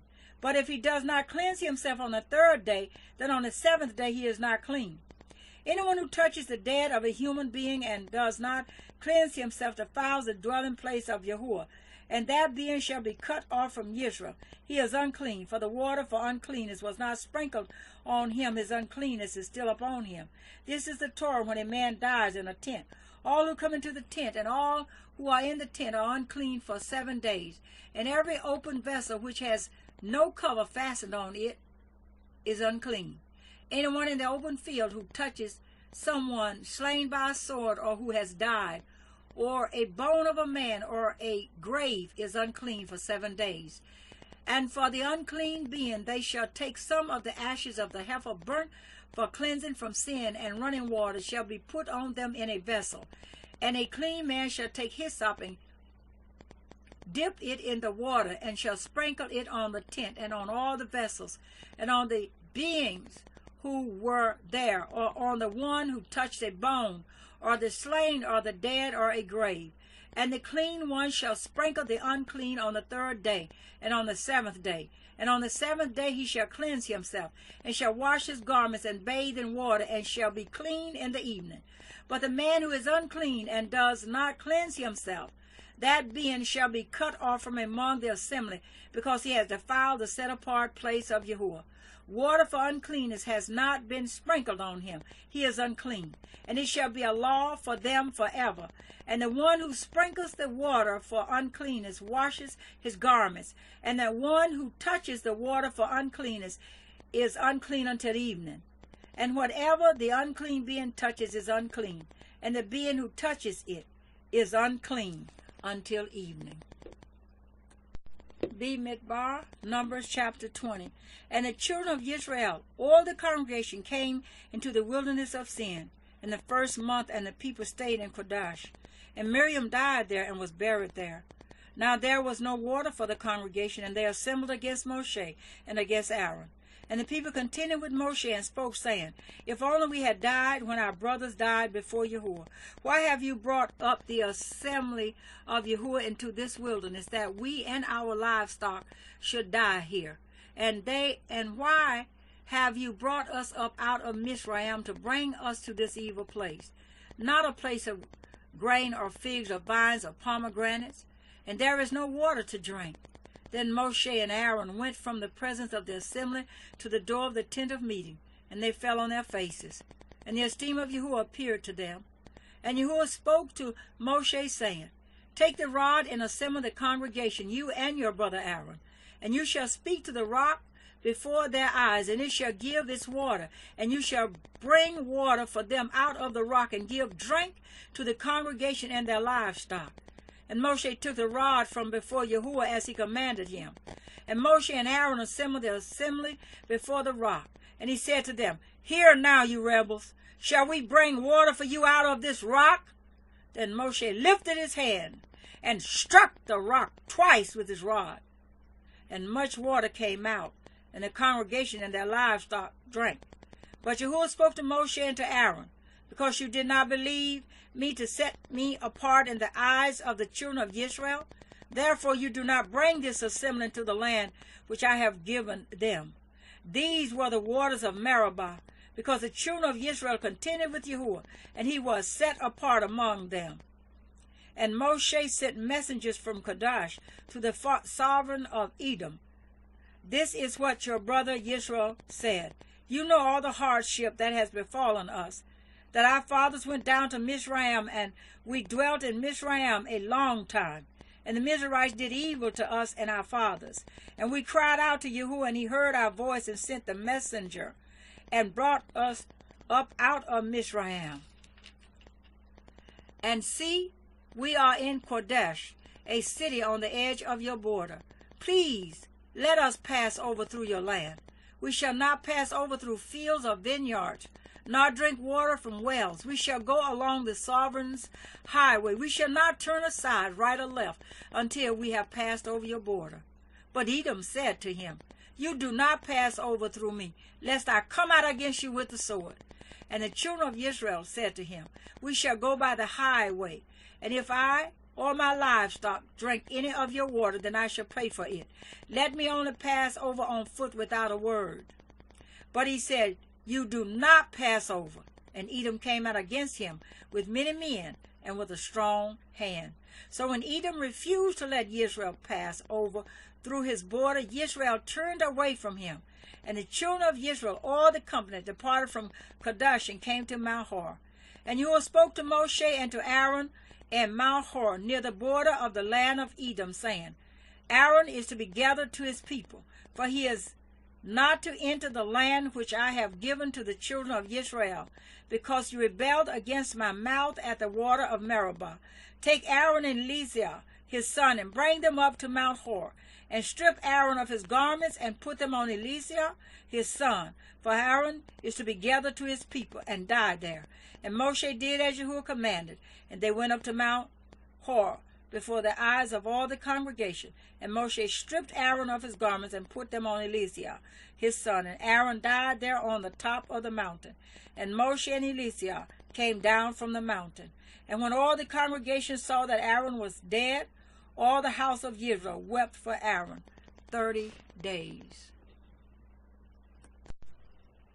Bemidbar, Numbers chapter 21.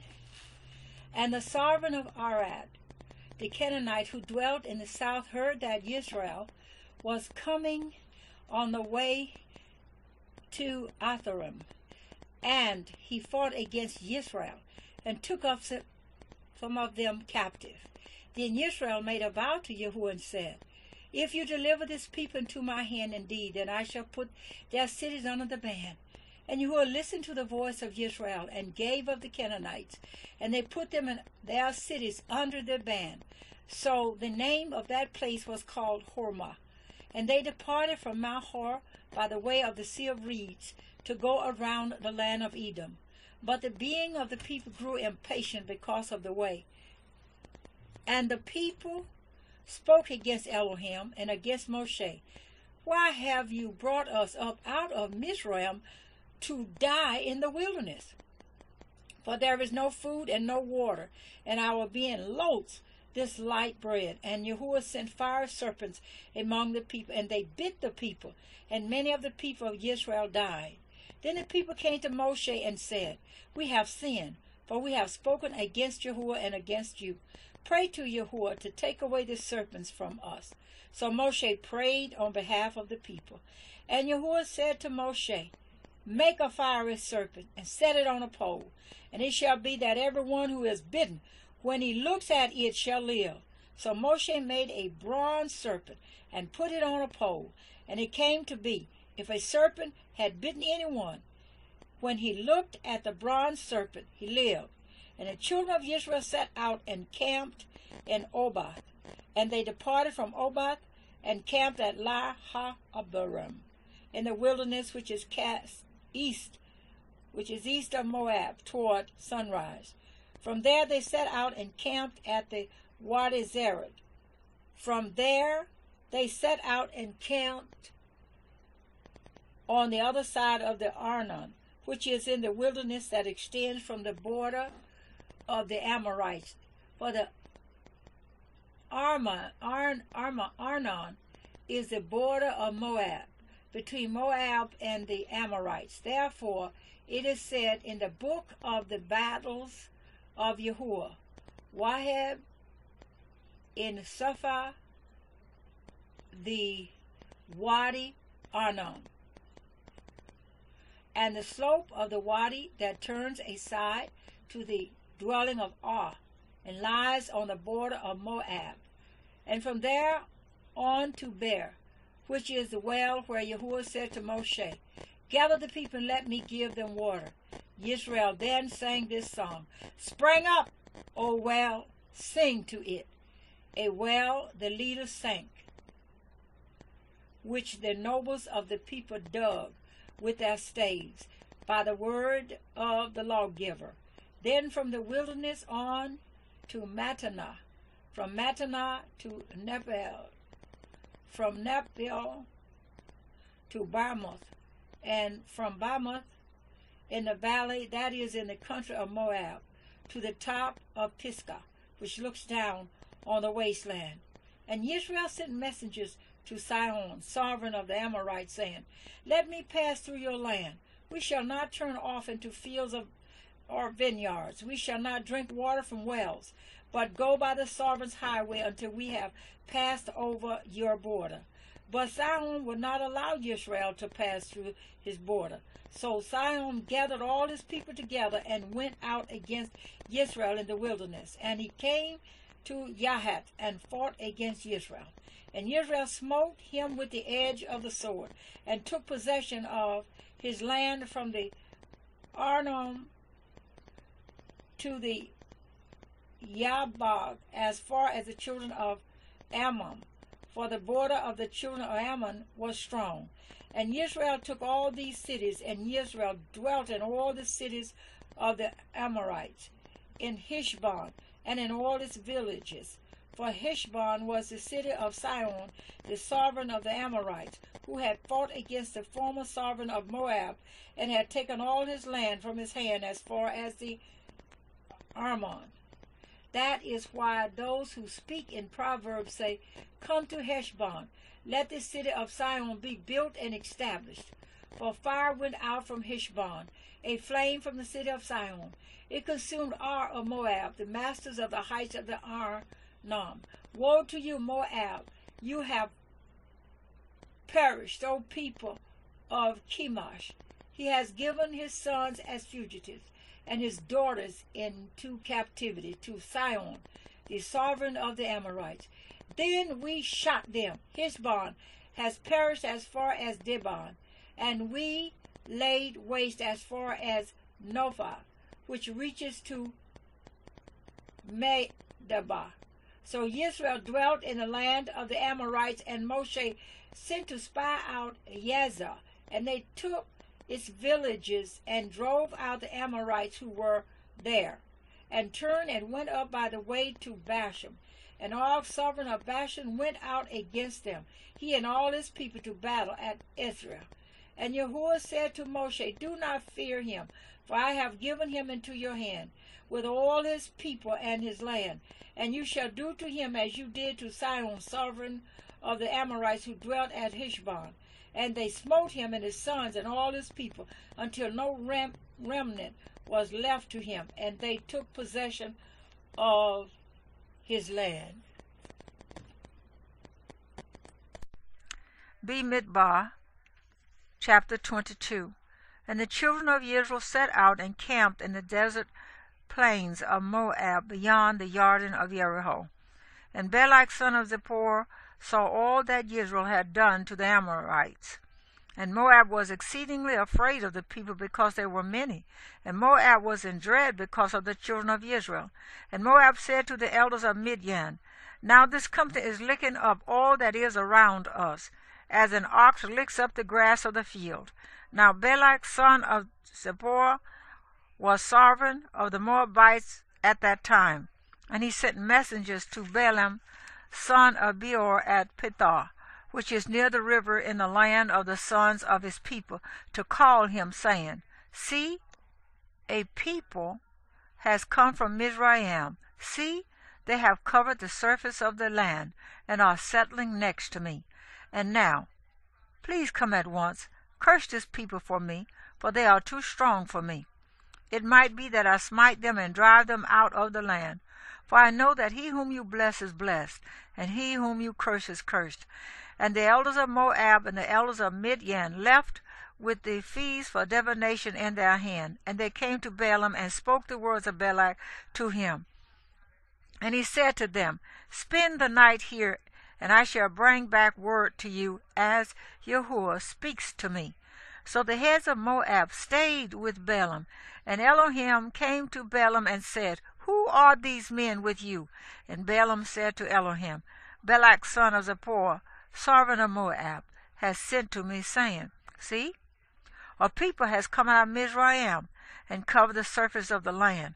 Come now, curse them for me. It might be that I am able to fight against them and drive them out. And Elohim said to Balaam, Do not go with them. You do not curse the people, for they are blessed. And Balaam rose in the morning and said to the heads of Balak, Go back to your land, for Yehua has refused to allow me to go with you. And the heads of Moab arose and went to Balak and said, Balaam refuses to come with us. Then Balak again sent heads, more numerous and more esteemed than they. And they came to Balaam and said to him, This is what Balak son of Zippor said, Do not be withheld from coming to me, please, for I esteem you very greatly, and whatever you say to me, I do. Therefore, please come. Curse this people for me. And Balaam answered and said to the servants of Balak, Though Balak were to give me his house filled with silver and gold, I am unable to go beyond the word of Yehua my Elohim, to do less or more. And now, please, you also stay here tonight and let me find out what more Yehua says to me. And Elohim came to Balaam at night and said to him, If the men come to call you, rise and go with them. But only the word which I speak to you, that you do. And Balaam rose in the morning and saddled his donkey and went with the heads of Moab. But the displeasure of Elohim burned because he went, and the messenger of Yehua stationed himself in the way as an adversary against him. And he was riding on his donkey, and his 2 servants were with him. And the donkey saw the messenger of Yehua standing in the way with his drawn sword in his hand. And the donkey turned aside out of the way and went into the field. So Balaam beat the donkey to turn her back into the way. Then the messenger of Yehua stood in a narrow passage between the vineyards, with a wall on this side and a wall on that side. And when the donkey saw the messenger of Yehua, she pushed herself against the wall and crushed Balaam's foot against the wall, so he beat her again. And the messenger of Yehua went further and stood in a narrow place where there was no way to turn aside right or left. And when the donkey saw the messenger of Yehua, she lay down under Balaam. So Balaam's displeasure burned, and he beat the donkey with his staff.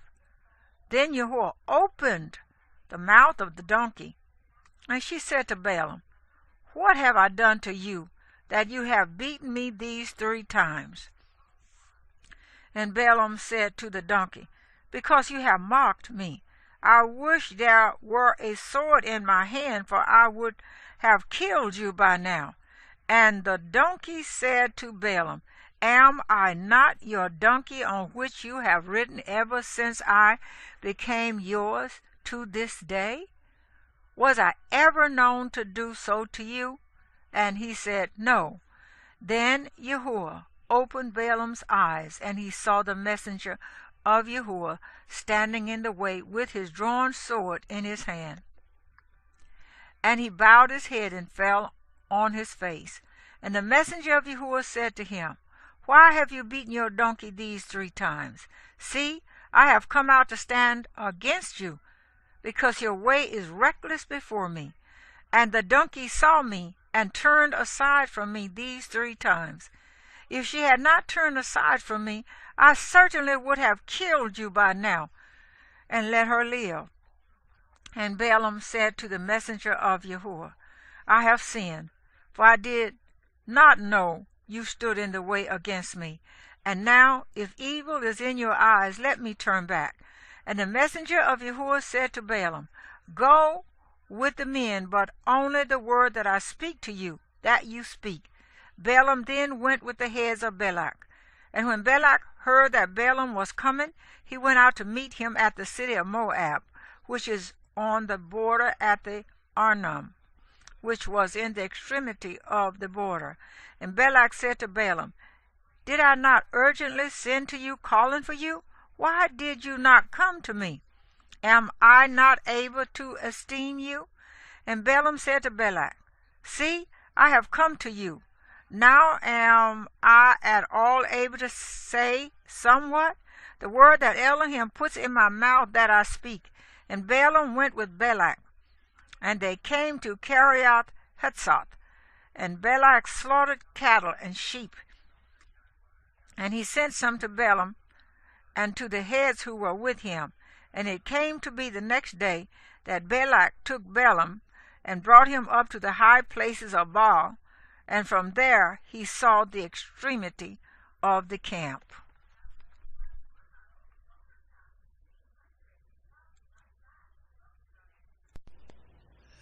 Bemidbar, Numbers chapter 23.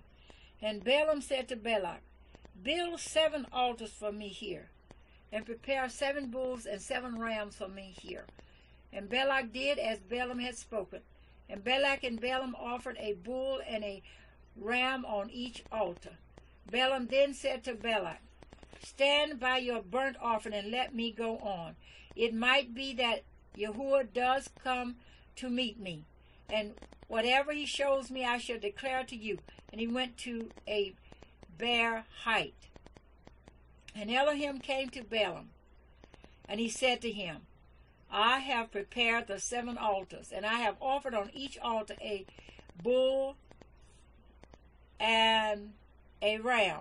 And Yahweh put a word in the mouth of Balaam and said, Return to Balak, and this is what you say. And he returned to him and saw him standing by his burnt offering, he and all the heads of Moab. And he took up his proverb and said, Balak, the sovereign of Moab, has brought me from Aram, from the mountains of the east. Come, curse Yaakov for me, and come, rage at Yisra'ელ. How do I curse whom El has not cursed, and how do I rage at whom Yahweh has not raged? For from the top of the rocks I see him, and from the hills I observe him. Look, a people dwelling alone, not reckoning itself among the nations. Who shall count the dust of Yaakov and the number of 1/4 of Yisra'ელ? Let me die the death of the upright, and let my end be like his. And Balak said to Balaam, What have you done to me? I took you to curse my enemies, and look, you have kept on blessing. And he answered and said, Should I not take heed to speak what Yahweh has put in my mouth? And Balak said to him, Please come with me to another place from where you see them. You only see the extremity, but not all of them. Curse them for me from there. And he took him to the field of Sophim, to the top of Pisgah, and built 7 altars, and offered a bull and a ram on each altar. And he said to Balak, Stand here by your burnt offering while I meet over there. And Yahweh came to Balaam and put a word in his mouth and said, Go back to Balak and say this. So he went to him and saw him standing by his burnt offering, and the heads of Moab with him. And Balak asked him, What did Yahweh say? And he took up his proverb and said, Rise up, Balak, and hear. Listen to me, son of Zippor. El is not a man to lie, nor a son of man to repent. Has he said, and would he not do it, or spoken and would not confirm it? See, I have received to bless, and he has blessed, and I do not reverse it. He has not looked upon wickedness in Yaakov, nor has he seen trouble in Yisra'ელ. Yahweh, his Elohim, is with him, and the shadow of the sovereign is in him. El, who brought them out of Mitsrayim, is for them like the horns of a wild ox. For there is no sorcery against Yaakov, nor is there any divination against Yisra'ელ. Now it is said to Yaakov and to Yisra'ėl, what has El done? Look, a people rises like a lioness, and lifts itself up like a lion. It lies not down until it devours the prey, and drinks the blood of the slain. And Balak said to Balaam, do not curse them at all, nor bless them at all. And Balaam answered and said to Balak, have I not spoken to you, saying, all that Yahweh speaks that I do? And Balak said to Balaam, please come, let me take you to another place. It might be right in the eyes of Elohim, that you curse them for me from there. And Balak took Balaam to the top of Peor, that overlooks the wasteland. And Balaam said to Balak, build 7 altars for me here, and prepare 7 bulls and 7 rams for me here. And Balak did as Balaam had said, and offered a bull and a ram on each altar. Bemidbar, Numbers chapter 24. And when Balaam saw that it pleased Yahweh to bless Yisra'ელ, he did not go as at other times to seek to use sorcery, but he set his face toward the wilderness. And Balaam lifted up his eyes and saw Yisra'엘 encamped according to their tribes. And the spirit of Elohim came upon him. And he took up his proverb and said, the saying of Balaam, son of Beor, and the saying of the man whose eyes are opened, the saying of him who hears the words of El, who sees the vision of the Almighty, who falls down with eyes opened wide. How good are your tents, O Yaakov, your dwellings, O Yisra'eel, like wadis that stretch out, like gardens by a river, like aloes planted by Yahweh, like cedars beside waters. He makes water flow from his buckets, and his seed is in many waters. His sovereign is higher than Agag, and his reign is exalted. El, who brought him out of Mitsrayim, is for them like the horns of a wild ox. He devours nations, his enemies, and he breaks their bones, and with his arrows he smites. He bowed down, he lay down like a lion, and like a lion, who would rouse him? Blessed is he who blesses you, and cursed is he who curses you. Then the displeasure of Balak burned against Balaam, and he struck his hands together. Balak then said to Balaam, I summon you to curse my enemies, and see, you have kept on blessing these 3 times. And now flee to your place. I said I would greatly esteem you, and see, Yahweh has kept you back from esteem. And Balaam said to Balak, did I not also speak to your messengers whom you sent to me, saying, if Balak should give me his house filled with silver and gold, I am unable to go beyond the word of Yahweh, to do either good or evil of my own heart. What Yahweh speaks, that I speak. And now, see, I am going to my people. Come, let me advise you what this people is going to do to your people in the latter days. And he took up his proverb and said, the saying of Balaam, son of Beor, and the saying of the man whose eyes are open, the saying of him who hears the words of El, and knows the knowledge of the Most High, who sees the vision of the Almighty, who falls down with eyes opened wide. I see him, but not now. I observe him, but not near. A star shall come out of Jacob, and a scepter shall rise out of Yisra'ელ, and shall smite the corners of Moab, and shall destroy all the sons of Sheth. And Edom shall be a possession, and Seir shall be a possession. Enemies, and Yisra'ელ is doing mightily. And out of Jacob one shall rule and destroy the remnant from Ar. He then looked on Amalek, and he took up his proverb and said, Amalek was first among the nations, but his latter end is to perish forever.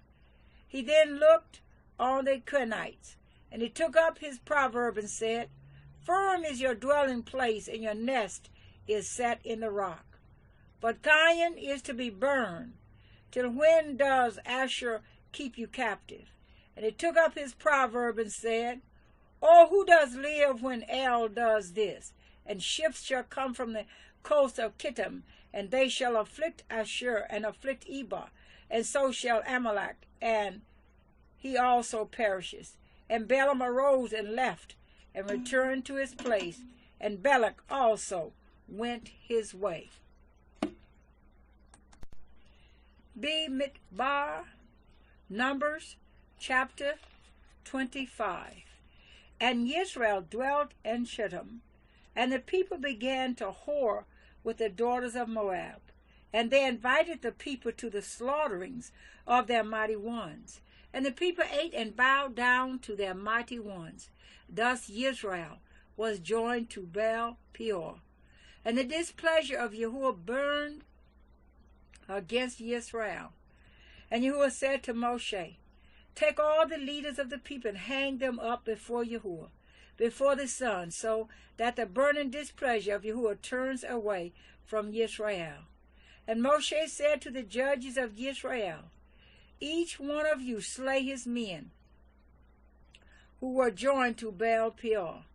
And see, one of the children of Israel came and brought to his brothers a Midianite woman before the eyes of Mosheh and before the eyes of all the congregation of the people of Yisrael, who were weeping at the door of the tent of meeting. And when Phinehas saw of Eleazar, son of Aaron the priest, saw it, he rose up from among the congregation and took a spear in his hand. And he went after the man of Yisrael into the tent and thrust both of them through, the man of Yisrael and the woman through her belly. Thus the plague among the children of Israel came to a stop. And those who died in the plague were 24,000. And Yehua spoke to Moshe, saying, Phinehas, son of Eleazar, son of Aaron the priest, has turned back my wrath from the children of Israel, because he was ordered with my order in their midst, so that I did not consume the children of Israel in my order. Therefore say, See, I am giving him my covenant of peace, and it shall be to him and to his seed after him a covenant of an everlasting priesthood, because he was ordered for his Elohim, and made atonement for the children of Israel. And the name of the Israelite who was killed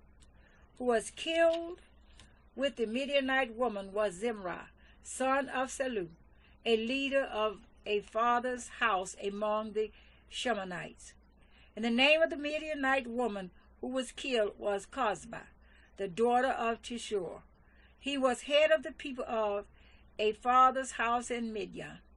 And Yehua spoke to Moshe, saying, Distress the Midianites, and you shall smite them, for they distressed you with their tricks, with which they deceived you in the matter of Peor, and in the matter of Cosbi, the daughter of a leader of Midian, their sister, who was killed in the day of the plague because of Peor. Bemidbar, Numbers chapter 26.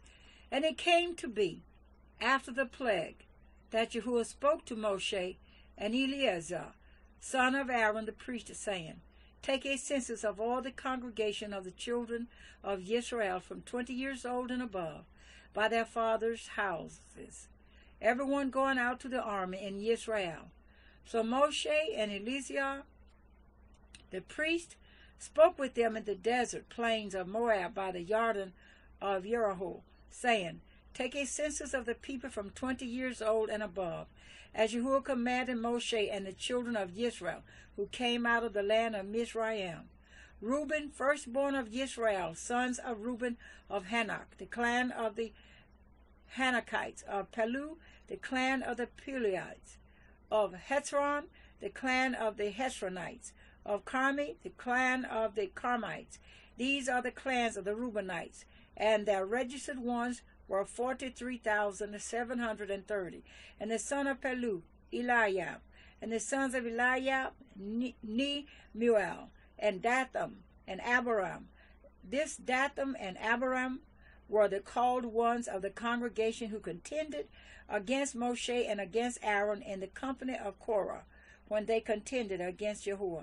And the earth opened its mouth and swallowed them up together with Korah, when that company died, when the fire consumed 250 men, and they became a sign. But the sons of Korah did not die.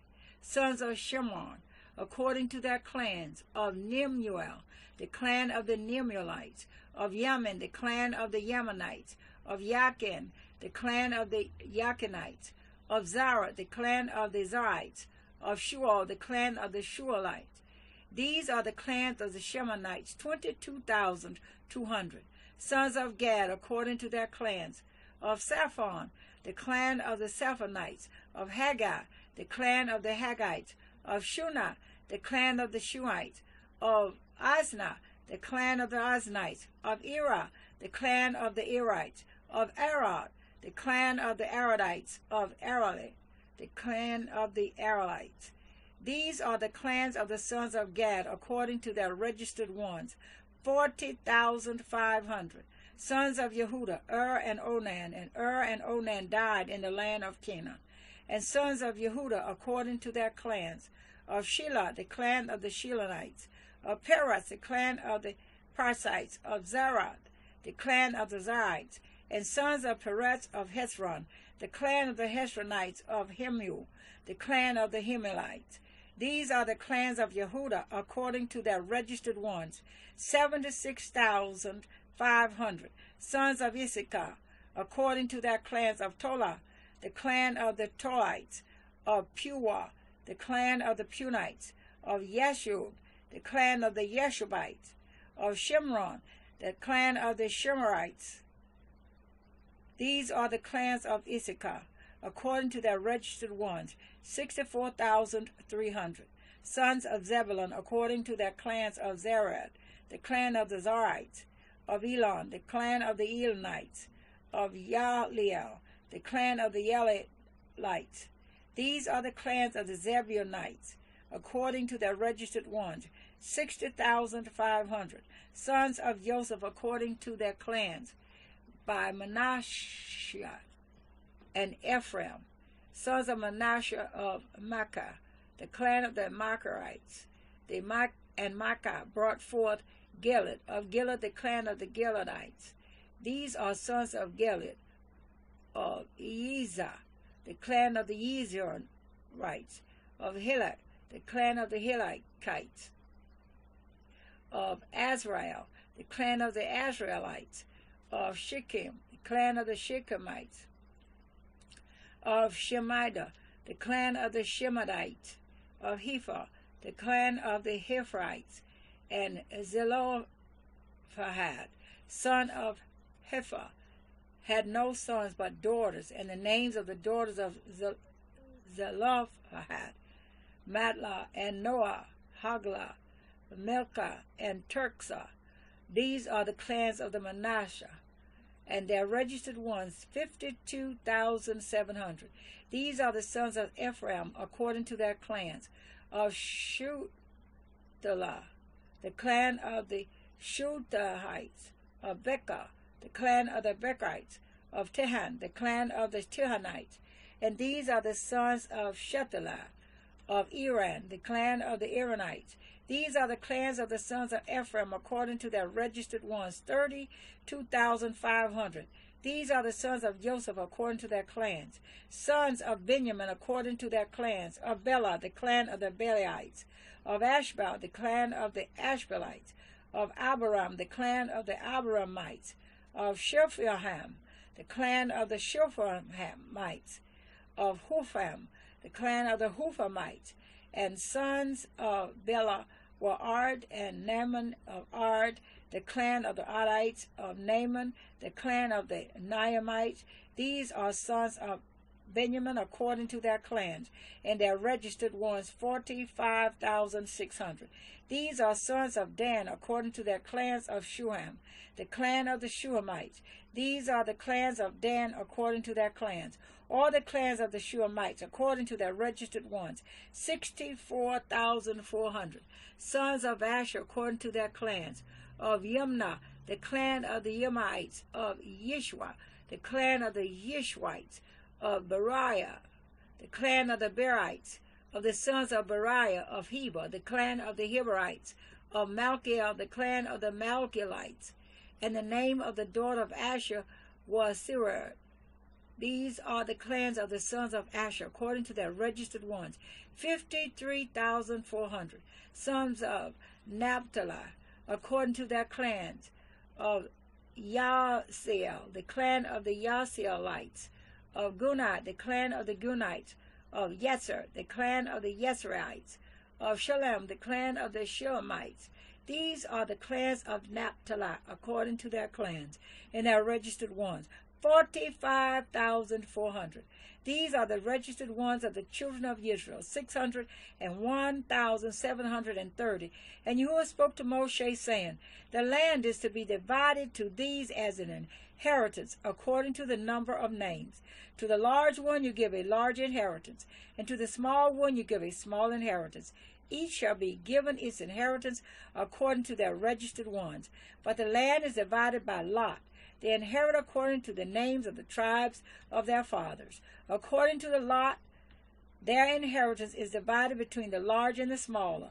And these are the registered ones of the Levites, according to their clans of Gershon, the clan of Gershonites, of Quihath, the clan of the Quihathites, of Merari, the clan of the Merarites.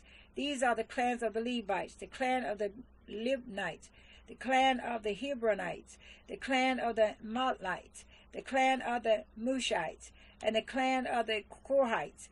And Korhath brought forth Amram, and the name of Amram's wife was Jochebed, the daughter of Levi, who was born to Levi in Mitsrayim.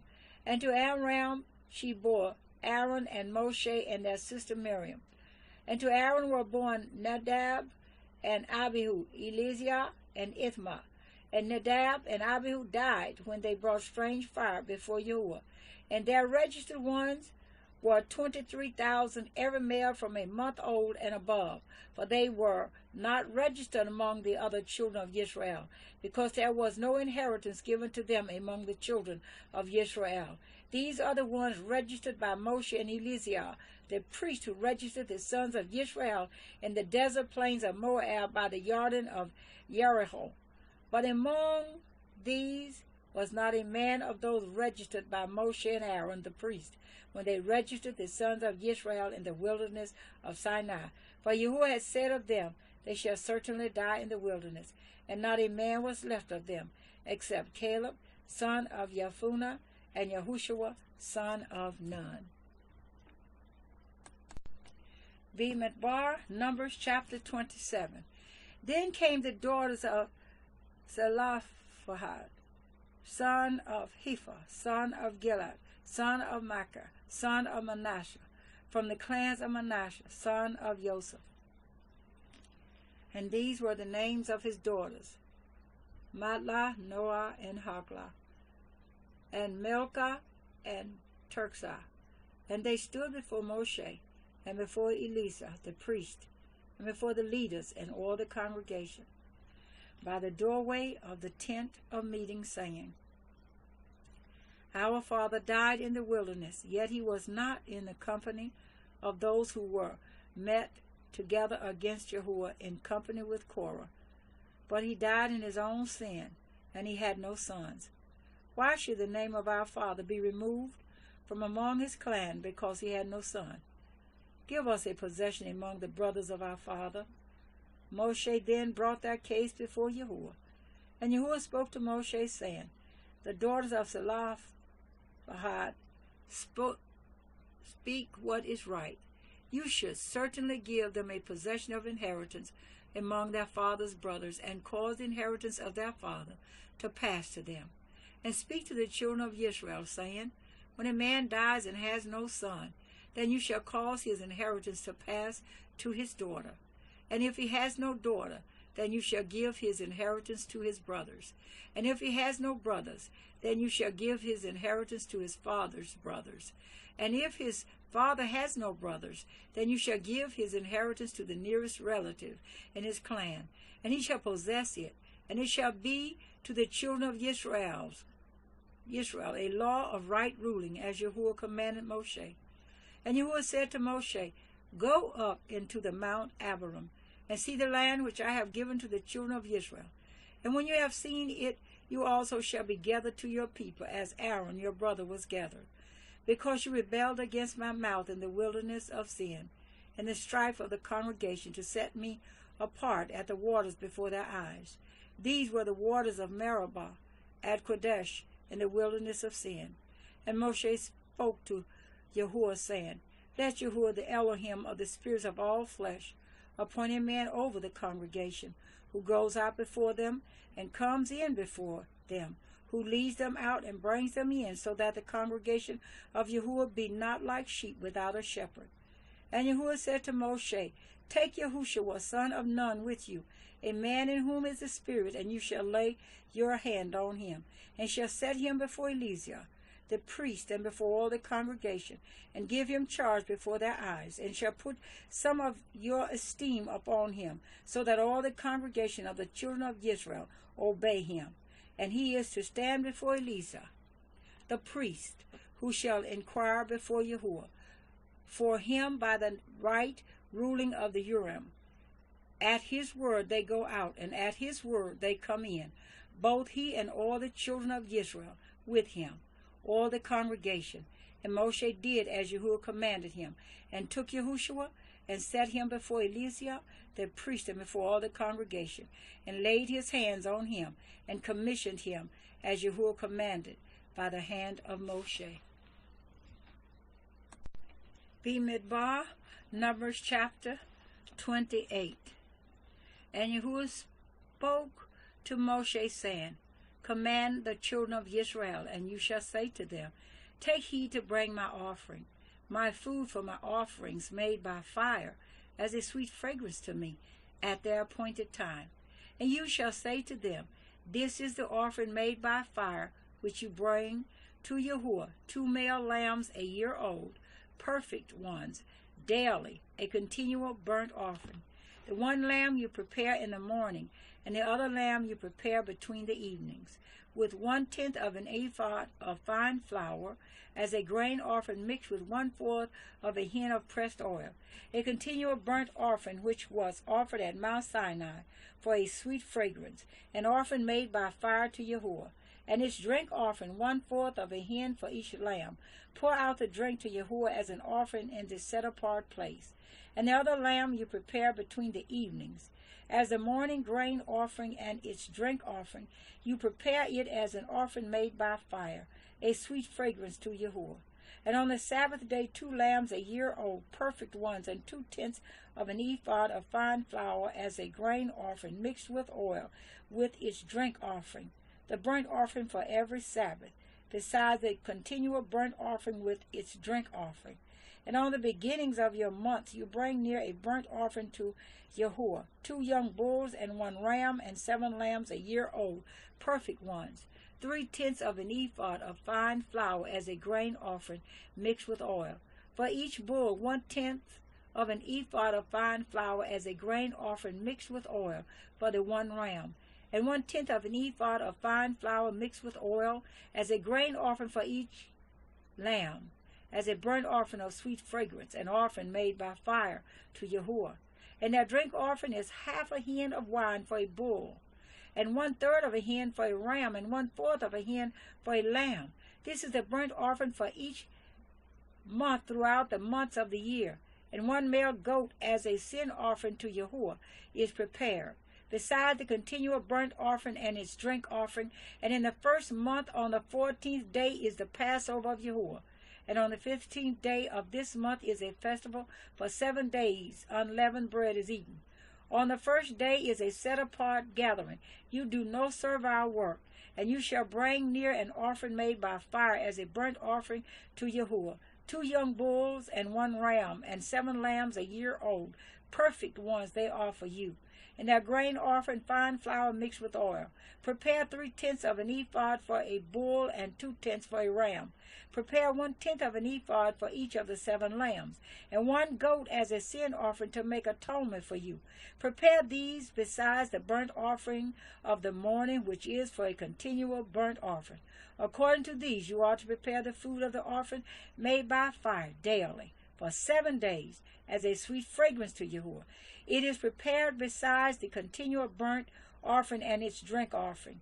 And on the 7th day you have a set-apart gathering. You do no servile work. And on the day of the first fruits, when you bring a new grain offering to Yahweh at your festival of weeks, you have a set-apart gathering.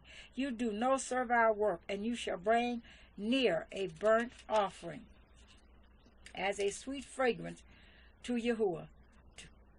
2 young bulls, 1 ram, and 7 lambs, a year old, with their grain offering of fine flour mixed with oil. 3/10 of an ephod for each bull, 2/10 for the 1 ram, 1/10 for each of the 7 lambs, 1 male goat to make atonement for you, perfect ones they offer you. Prepare them with their drink offerings beside the continual burnt offering with its grain offering. Bemidbar, Numbers chapter 29. And in the 7th month, on the first day of the month, you have a set-apart gathering. You do no servile work. It is a day of blowing the trumpets for you. And you shall prepare a burnt offering as a sweet fragrance to Yahweh. 1 young bull, 1 ram, 7 lambs a year old, perfect ones, and their grain offering, fine flour mixed with oil. 3/10 of an ephod for the bull, 2/10 for the ram, and 1/10 for each of the 7 lambs, and 1 male goat as a sin offering to make atonement for you, beside the burnt offering with its grain offering for the new moon.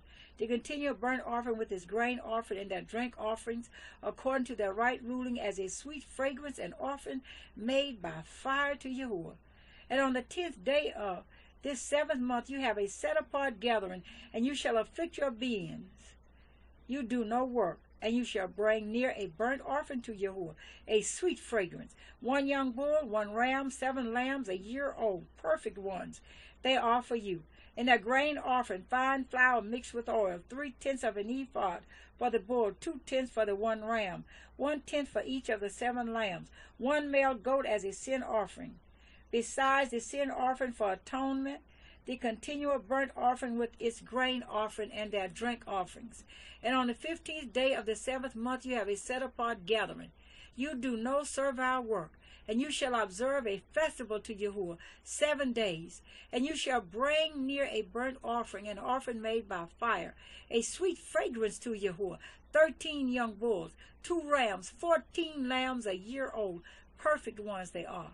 And their grain offering, fine flour mixed with oil, 3/10 of an ephod for each of the 13 bulls, 2/10 for each of the 2 rams, and 1/10 for each of the 14 lambs, and 1 male goat as a sin offering beside the continual burnt offering, its grain offering and its drink offering.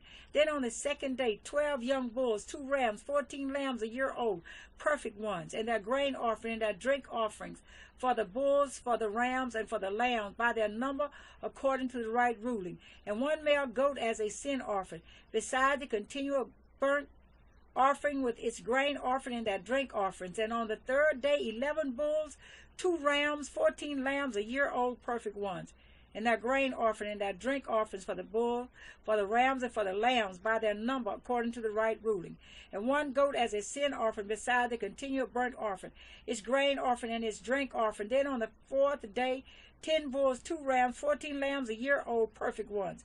And their grain offering and their drink offerings for the bulls, for the rams, and for the lambs, by their number according to the right ruling. And 1 male goat as a sin offering, besides the continual burnt offering, its grain offering, and its drink offering. Then on the 5th day, 9 bulls, 2 rams, 14 lambs, a year old, perfect ones, and their grain offering, and their drink offerings for the bulls, for the rams, and for the lambs by their number, according to the right ruling. And 1 goat as a sin offering, besides the continual burnt offering, its grain offering, and its drink offering. Then on the 6th day, 8 bulls, 2 rams, 14 lambs, a year old, perfect ones, and their grain offering, and their drink offerings for the bulls, for the rams, and for the lambs, by their number according to the right ruling. And 1 goat as a sin offering, besides the continual burnt offering, its grain offering, and its drink offering. Then on the 7th day, 7 bulls, 2 rams, 14 lambs, a year old, perfect ones, and their grain offering, and their drink offering for the bulls, for the rams, and for the lambs, by their number according to the right ruling.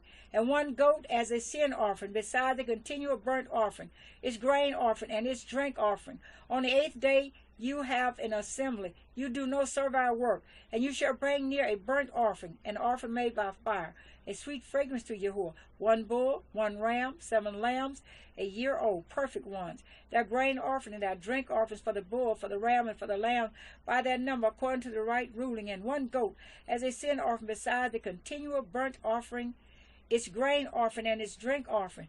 These you prepare to Yahweh at your appointed times, besides your vowed offerings and your voluntary offerings, as your burnt offerings and your grain offerings, as your drink offerings and your peace offerings. And Moshe spoke to the children of Yisrael according to all Yahweh had commanded Moshe. Bemidbar, Numbers chapter 30. And Moshe spoke to the heads of the tribes concerning the children of Israel, saying, This is the word which Yahweh has commanded. When a man vows a vow to Yahweh or swears an oath to bind himself by some agreement, he does not break his word. He does according to all that comes out of his mouth. Or if a woman vows a vow to Yahweh and binds herself by some agreement while in her father's house in her youth, and her father hears her vow and the agreement by which she has bound herself, and her father has kept silent towards her, then all her vows shall stand, and every agreement with which she has bound herself stands. But if her father forbids her on the day that he hears, then none of her vows nor her agreements by which she has bound herself stand, and Yahweh pardons her because her father has forbidden her. But if she at all belongs to a husband, while bound by her vows or by a rash utterance from her lips by which she bound herself, and her husband hears it, and he has kept silent towards her on the day that he hears, then her vows shall stand, and her agreements by which she bound herself do stand. But if her husband forbids her on the day that he hears it, then he has nullified her vow which she vowed, and the rash utterance of her lips by which she bound herself, and Yahweh pardons her. But any vow of a widow or a divorced woman by which she has bound herself stands against her. And if she vowed in her husband's house or bound herself by an agreement with an oath, and her husband heard it, and has kept silent towards her, and did not forbid her, then all her vows shall stand, and every agreement by which she bound herself stands. But if her husband clearly nullified them on the day he heard them, then whatever came from her lips concerning her vows, or concerning the agreement binding her, it does not stand. Her husband has nullified them, and Yahweh pardons her. Every vow and every binding oath to afflict her being, let her husband confirm it, or let her husband nullify it. But if her husband is altogether silent at her from day to day, then he confirms all her vows or all the agreements that bind her. He confirms them because he kept silent towards her on the day that he heard. But if he nullifies them after he has heard, then he shall bear her crookedness. These are the laws which Yahweh commanded Moshe between a man and his wife, and between a father and his daughter in her youth, in her father's house. Bemidbar, Numbers chapter 21. And Yahweh spoke to Moshe, saying, Take vengeance for the children of Yisrael on the Midianites. After that you are to be gathered to your people. And Moshe spoke to the people, saying, Arm some of yourselves for the campaign, and let them go against the Midianites to take vengeance for Yahweh on Midian. Send 1,000 from each tribe of all the tribes of Israel for the campaign. So there was supplied from the tribes of Israel 1,000 from each tribe, 12,000 armed ones for the campaign. And Moshe sent them on the campaign 1,000 from each tribe. Them and Phinehas son of Eleazar, the priest, on the campaign with the set-apart utensils and the trumpets for sounding in his hand. And they fought against the Midianites as Yahweh commanded Moshe, and slew all the males. And they slew the sovereigns of Midian with the rest of those who were pierced, Yehua and Rechem and Tizur and Hur and Reba, the 5 sovereigns of Midian. And they slew Balaam, son of Beor, with the sword. And the sons of Israel took all the women of Midian captive with their little ones, and took as spoil all their livestock and all their possessions. And they burned with fire all the cities where they dwelt, and all their settlements. And they took all the spoil and all the booty, both of man and beast. And they brought the captives and the booty and the spoil to Moshe, and to Eleazar the priest, and to the congregation of the children of Israel, to the camp in the desert plains of Moab, by the Jordan of Jericho. And Moshe and Eleazar the priest, and all the leaders of the congregation, went to meet them outside the camp.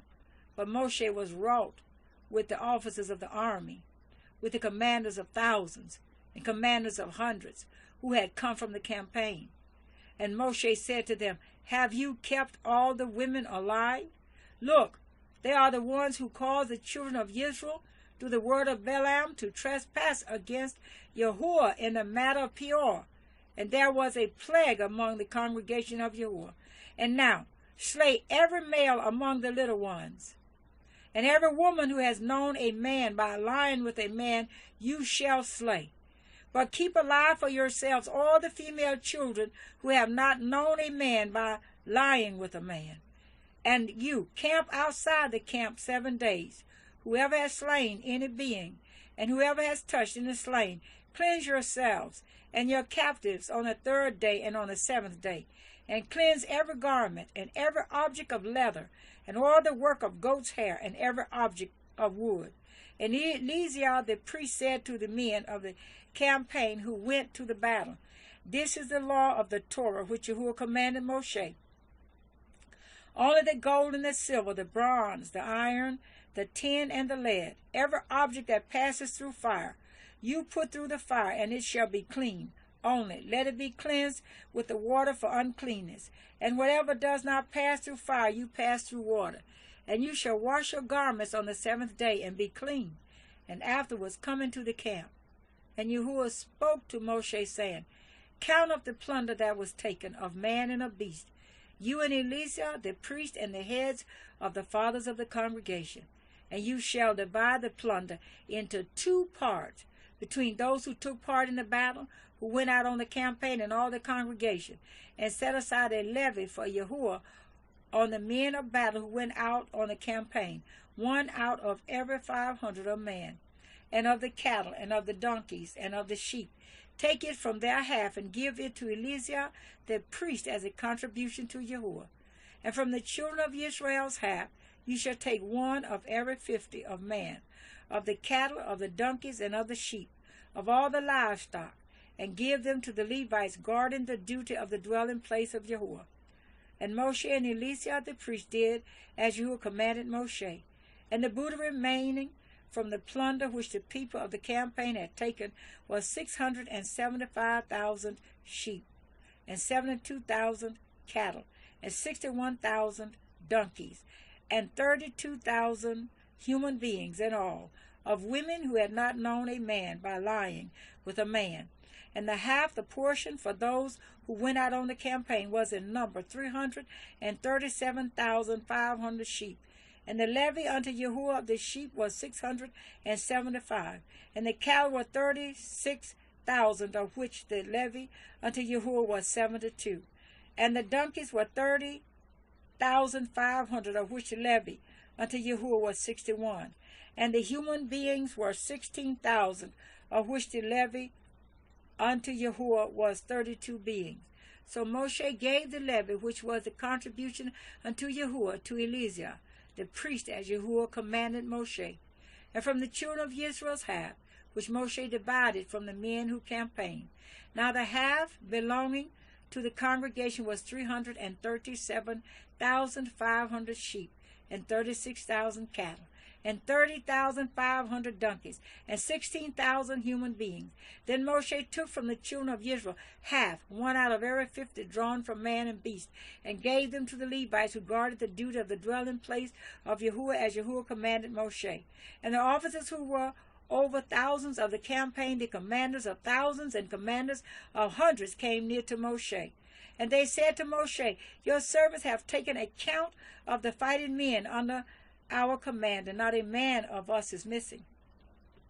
So we have brought an offering for Yahweh, what every man found of ornaments of gold, armlets and bracelets and signet rings and earrings and necklaces, to make atonement for ourselves before Yahweh.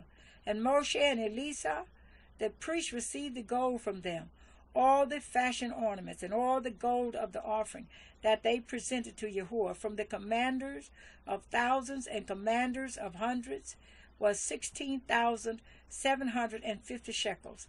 The men of the campaign had taken spoil, every man for himself. And Mosheh and Eleazar, the priests, received the gold from the commanders of thousands and of hundreds, and brought it into the tent of meeting as a remembrance for the children of Yisra'ელ before Yahweh. Bemidbar, Numbers chapter 32. And the children of Reuben and the children of Gad had much livestock, a large number. And they saw the land of Yisra'엘 and the land of Gilead, and saw that the place was a place for livestock. So the children of Gad and the children of Reuben came and spoke to Mosheh and to Eleazar, the priest, and to the leaders of the congregation, saying, Atharoth and Dabron and Yazar and Nimrah and Heshbon and Elalah and Sebam and Nebo and Beon. The land which Yahweh had smitten before the congregation of Yisrael is a land for livestock, and your servants have livestock. And they said, If we have found favor in your eyes, let this land be given to your servants as a possession, and do not let us pass over the Jordan. And Mosheh said to the children of Gad and to the children of Reuben, Are your brothers to go into the battle while you yourselves sit here? Now why do you discourage the heart of the children of Israel from passing over into the land which Yahweh has given them?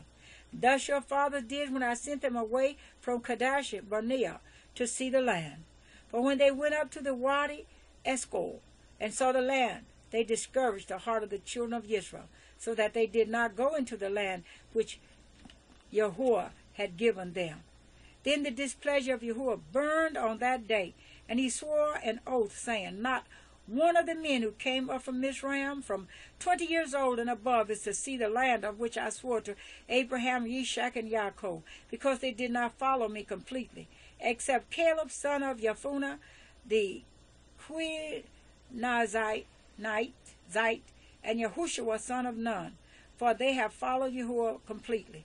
So the displeasure of Yahweh burned against Yisra'ელ, and he made them wander in the wilderness 40 years, until all the generation that had done evil in the eyes of Yahweh was destroyed. And see, you have risen in your father's place, an increase of men, sinners, to add still more the burning displeasure of Yahweh against Yisra'엘. For if you turn away from following him, he shall once again leave them in the wilderness, and you shall destroy all these people. Then they came near to him and said, Let us build sheep enclosures here for our livestock, and cities for our little ones. But let us ourselves be armed, hastening before the children of Israel, until we have brought them to their place. And our little ones shall dwell in the walled cities because of the inhabitants of the land. We shall not return to our homes until every one of the children of Israel has received his inheritance. For we shall not inherit with them on the other side of the Jordan and beyond, because our inheritance has fallen to us on this eastern side of the Jordan.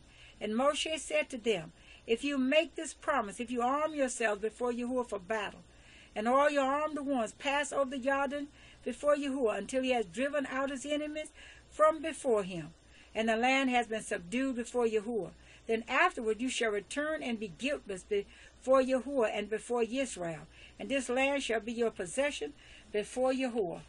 But if you do not do so, then see, you shall sin against Yahweh, and know your sin is going to find you out. Build cities for your little ones and enclosures for your sheep, and do what you have promised.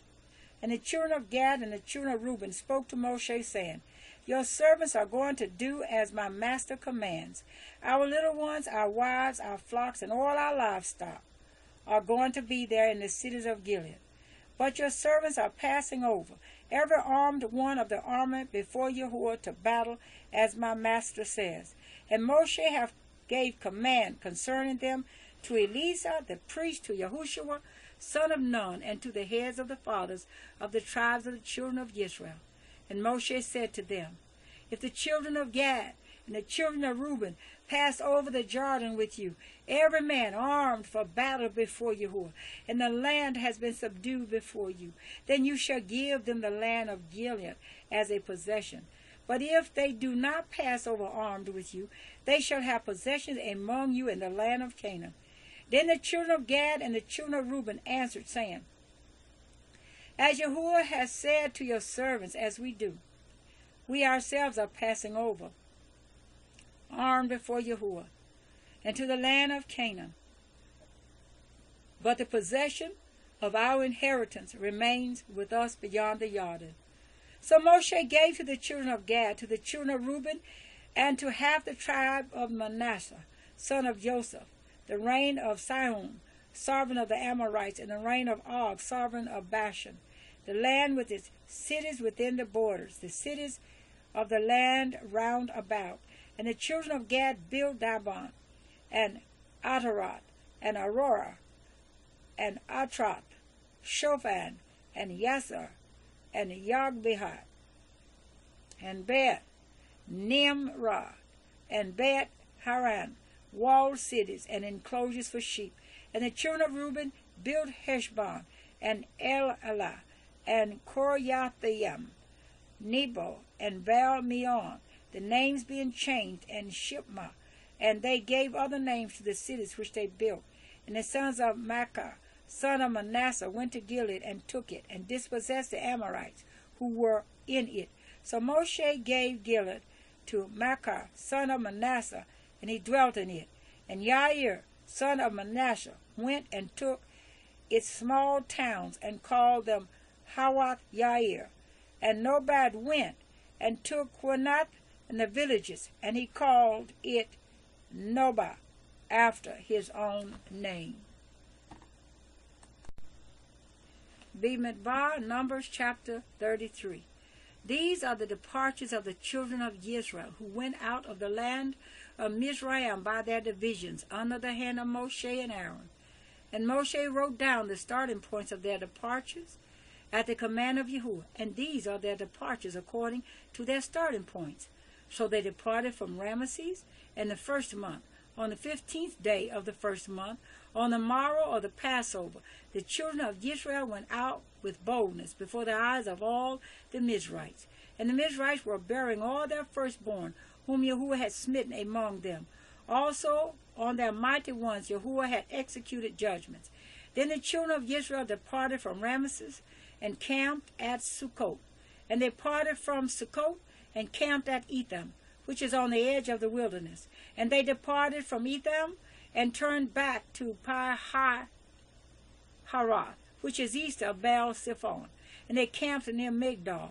And they departed from before Hiroth, and passed over through the midst of the sea into the wilderness, went 3 days' journey in the wilderness of Etham, and camped at Marah. And they departed from Marah and came to Elam. And at Elam were 12 springs of water and 70 palm trees, so they camped there. And they departed from Elam and camped by the Sea of Reeds. And they departed from the Sea of Reeds and camped in the Wilderness of Sin. And they departed from the Wilderness of Sin and camped at Dophachah. And they departed from Dophachah and camped at Alush. And they departed from Alush and camped at Rephidim, and there was no water for the people to drink. And they departed from Rephidim and camped in the wilderness of Sinai. And they departed from the wilderness of Sinai and camped at Kabra.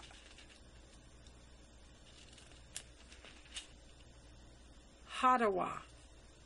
And they departed from Kabrat, Hadawa, and camped at Hasaroth. And they departed from Hasaroth and camped at Rithmah. And they departed from Rithmah and camped at Rimmah Peretz. And they departed from Rimmah and Peretz and camped at Libnah. And they departed from Libnah and camped at Rissah. And they departed from Rissah and camped at Kohelatha. And they departed from Quelahat and camped at Mount Shephah. And they departed from Mount Shephah and camped at Haradah. And they departed from Haradah and camped at Markwelah. And they departed from Markwelah and camped at Tahat. And they departed from Tahat and camped at Tarah.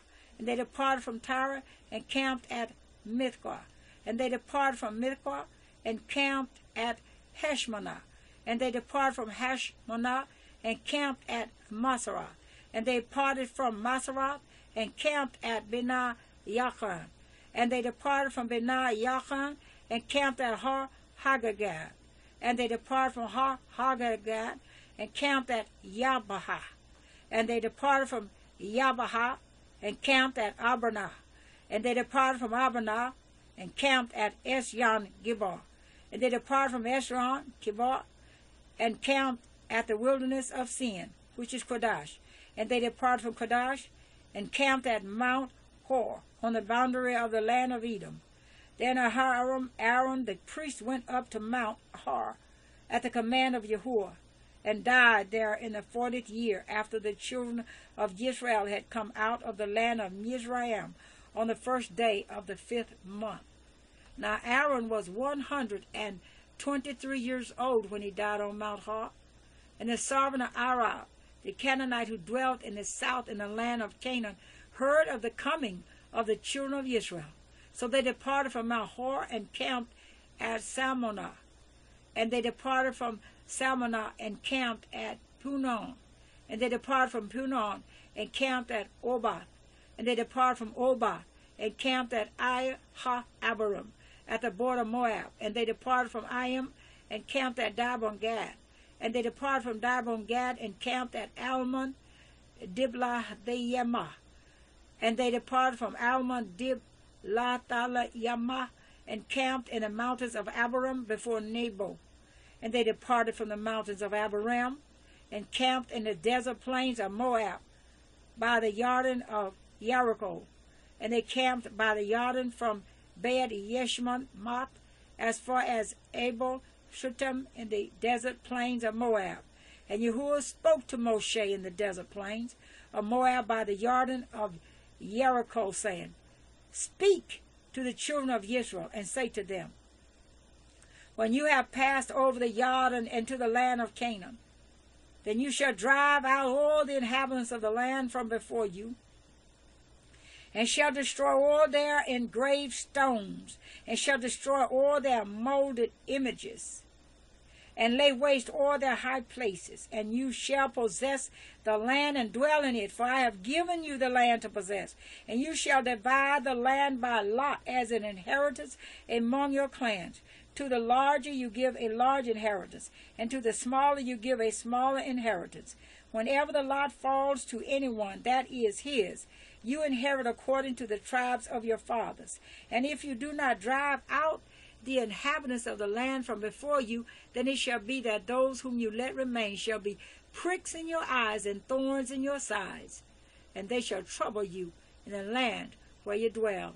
And it shall be that I do to you as I thought to do to them. Bemidbar, Numbers chapter 34. And Yehua spoke to Mosheh, saying, Command the children of Israel, and say to them, When you come into the land of Canaan, this is the land which falls to you as an inheritance, the land of the Canaan to its boundaries. Then your southern border shall be from the wilderness of Sin among the border of Edom, and your southern border shall be eastward from the end of the salt sea.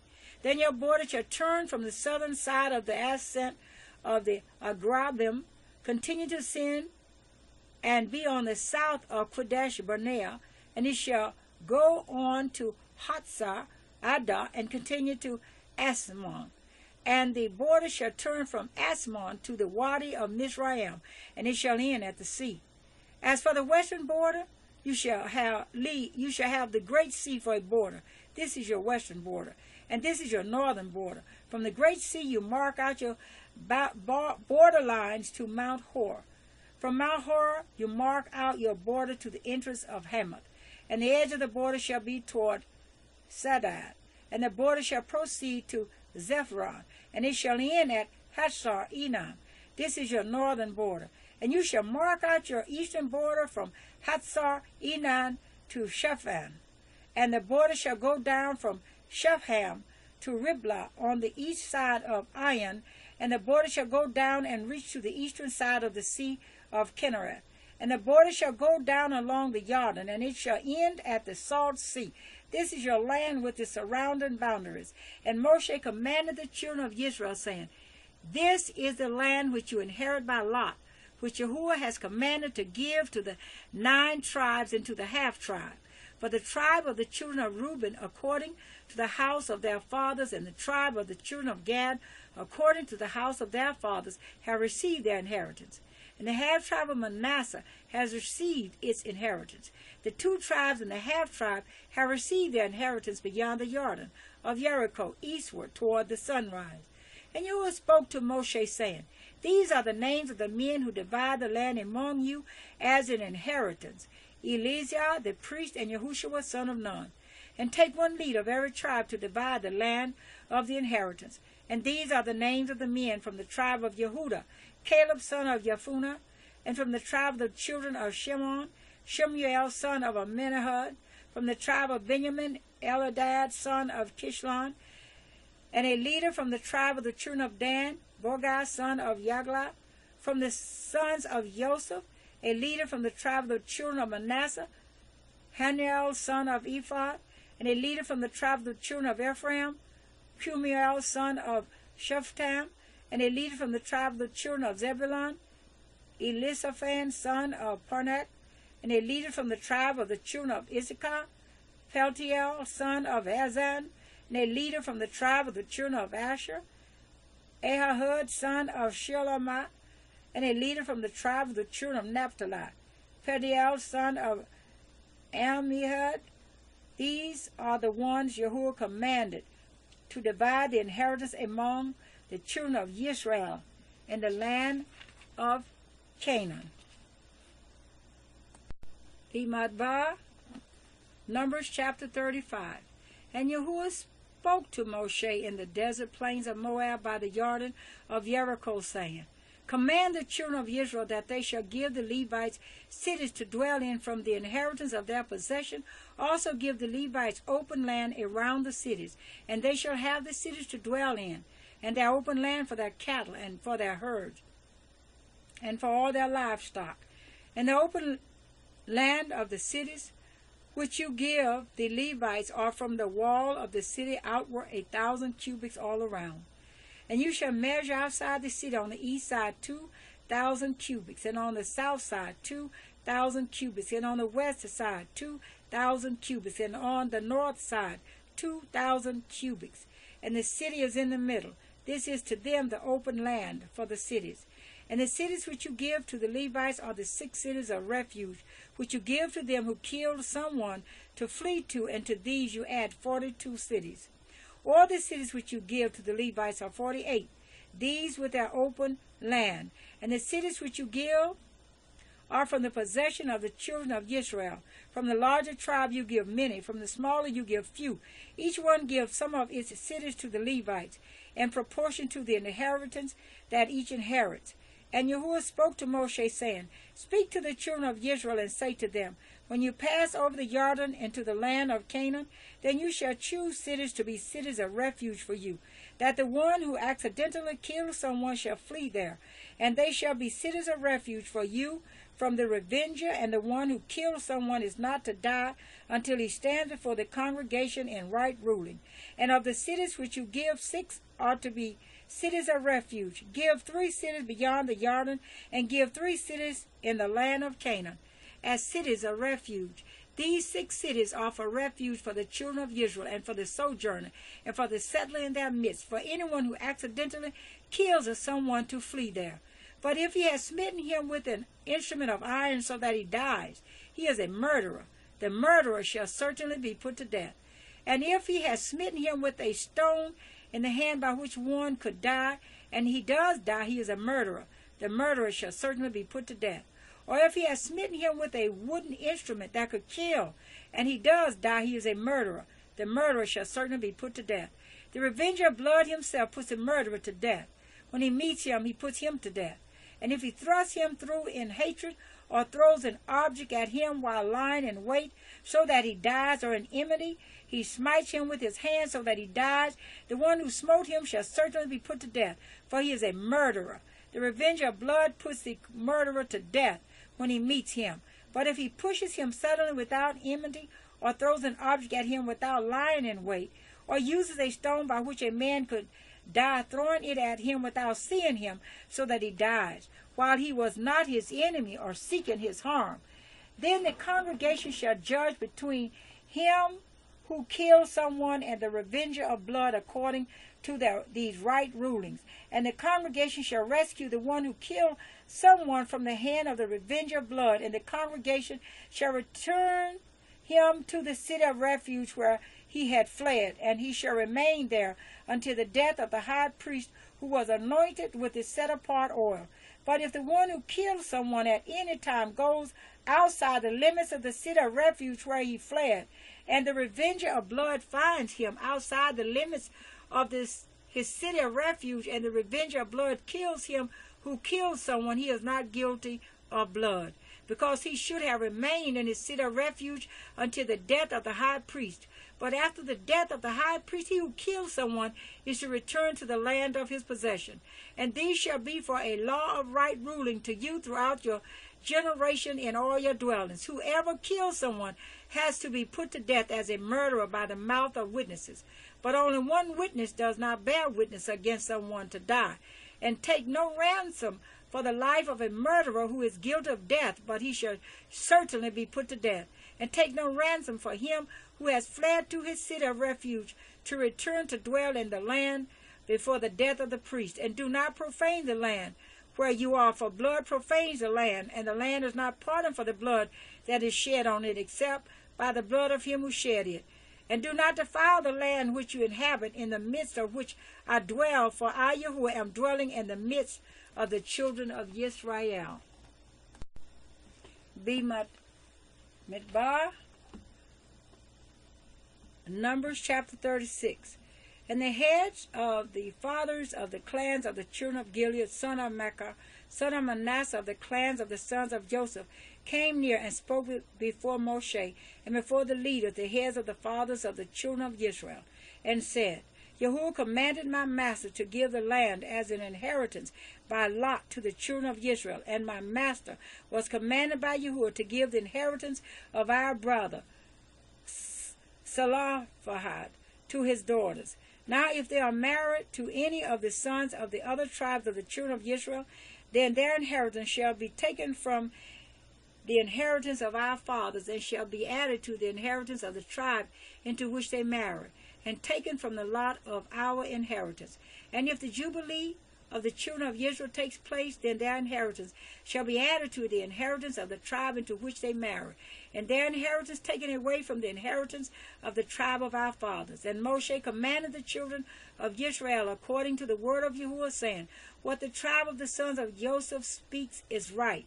This is the word which Yahweh has commanded for the daughters of Zelophehad, saying, Let them marry who is good in their eyes, but let them marry only within the clan of their father's tribe. And the inheritance of the children of Israel is not to change hands from tribe to tribe, but For every one of the children of Israel is to cling to the inheritance of the tribe of his fathers. And every daughter possessing an inheritance in any tribe of the children of Israel is to be the wife of one of the clan of her father's tribe, so that the children of Israel possess each the inheritance of his fathers. Thus the inheritance is not to change hands from one tribe to another, but every tribe of the children of Israel is to cling to its own inheritance. As Yahweh commanded Mosheh, so did the daughters of Zelophehad. For Madlah, Tirzah, and Haglah, and Milcah, and Noah, the daughters of Zelophehad, were married to the sons of their father's brothers, and they were married into the clans of the children of Manasseh, the son of Joseph, and their inheritance remained in the tribe of their father's clan. These are the commands and the right rulings which Yahweh commanded the children of Yisra'ელ by the hand of Mosheh in the desert plains of Moab, by the Jordan of Jericho.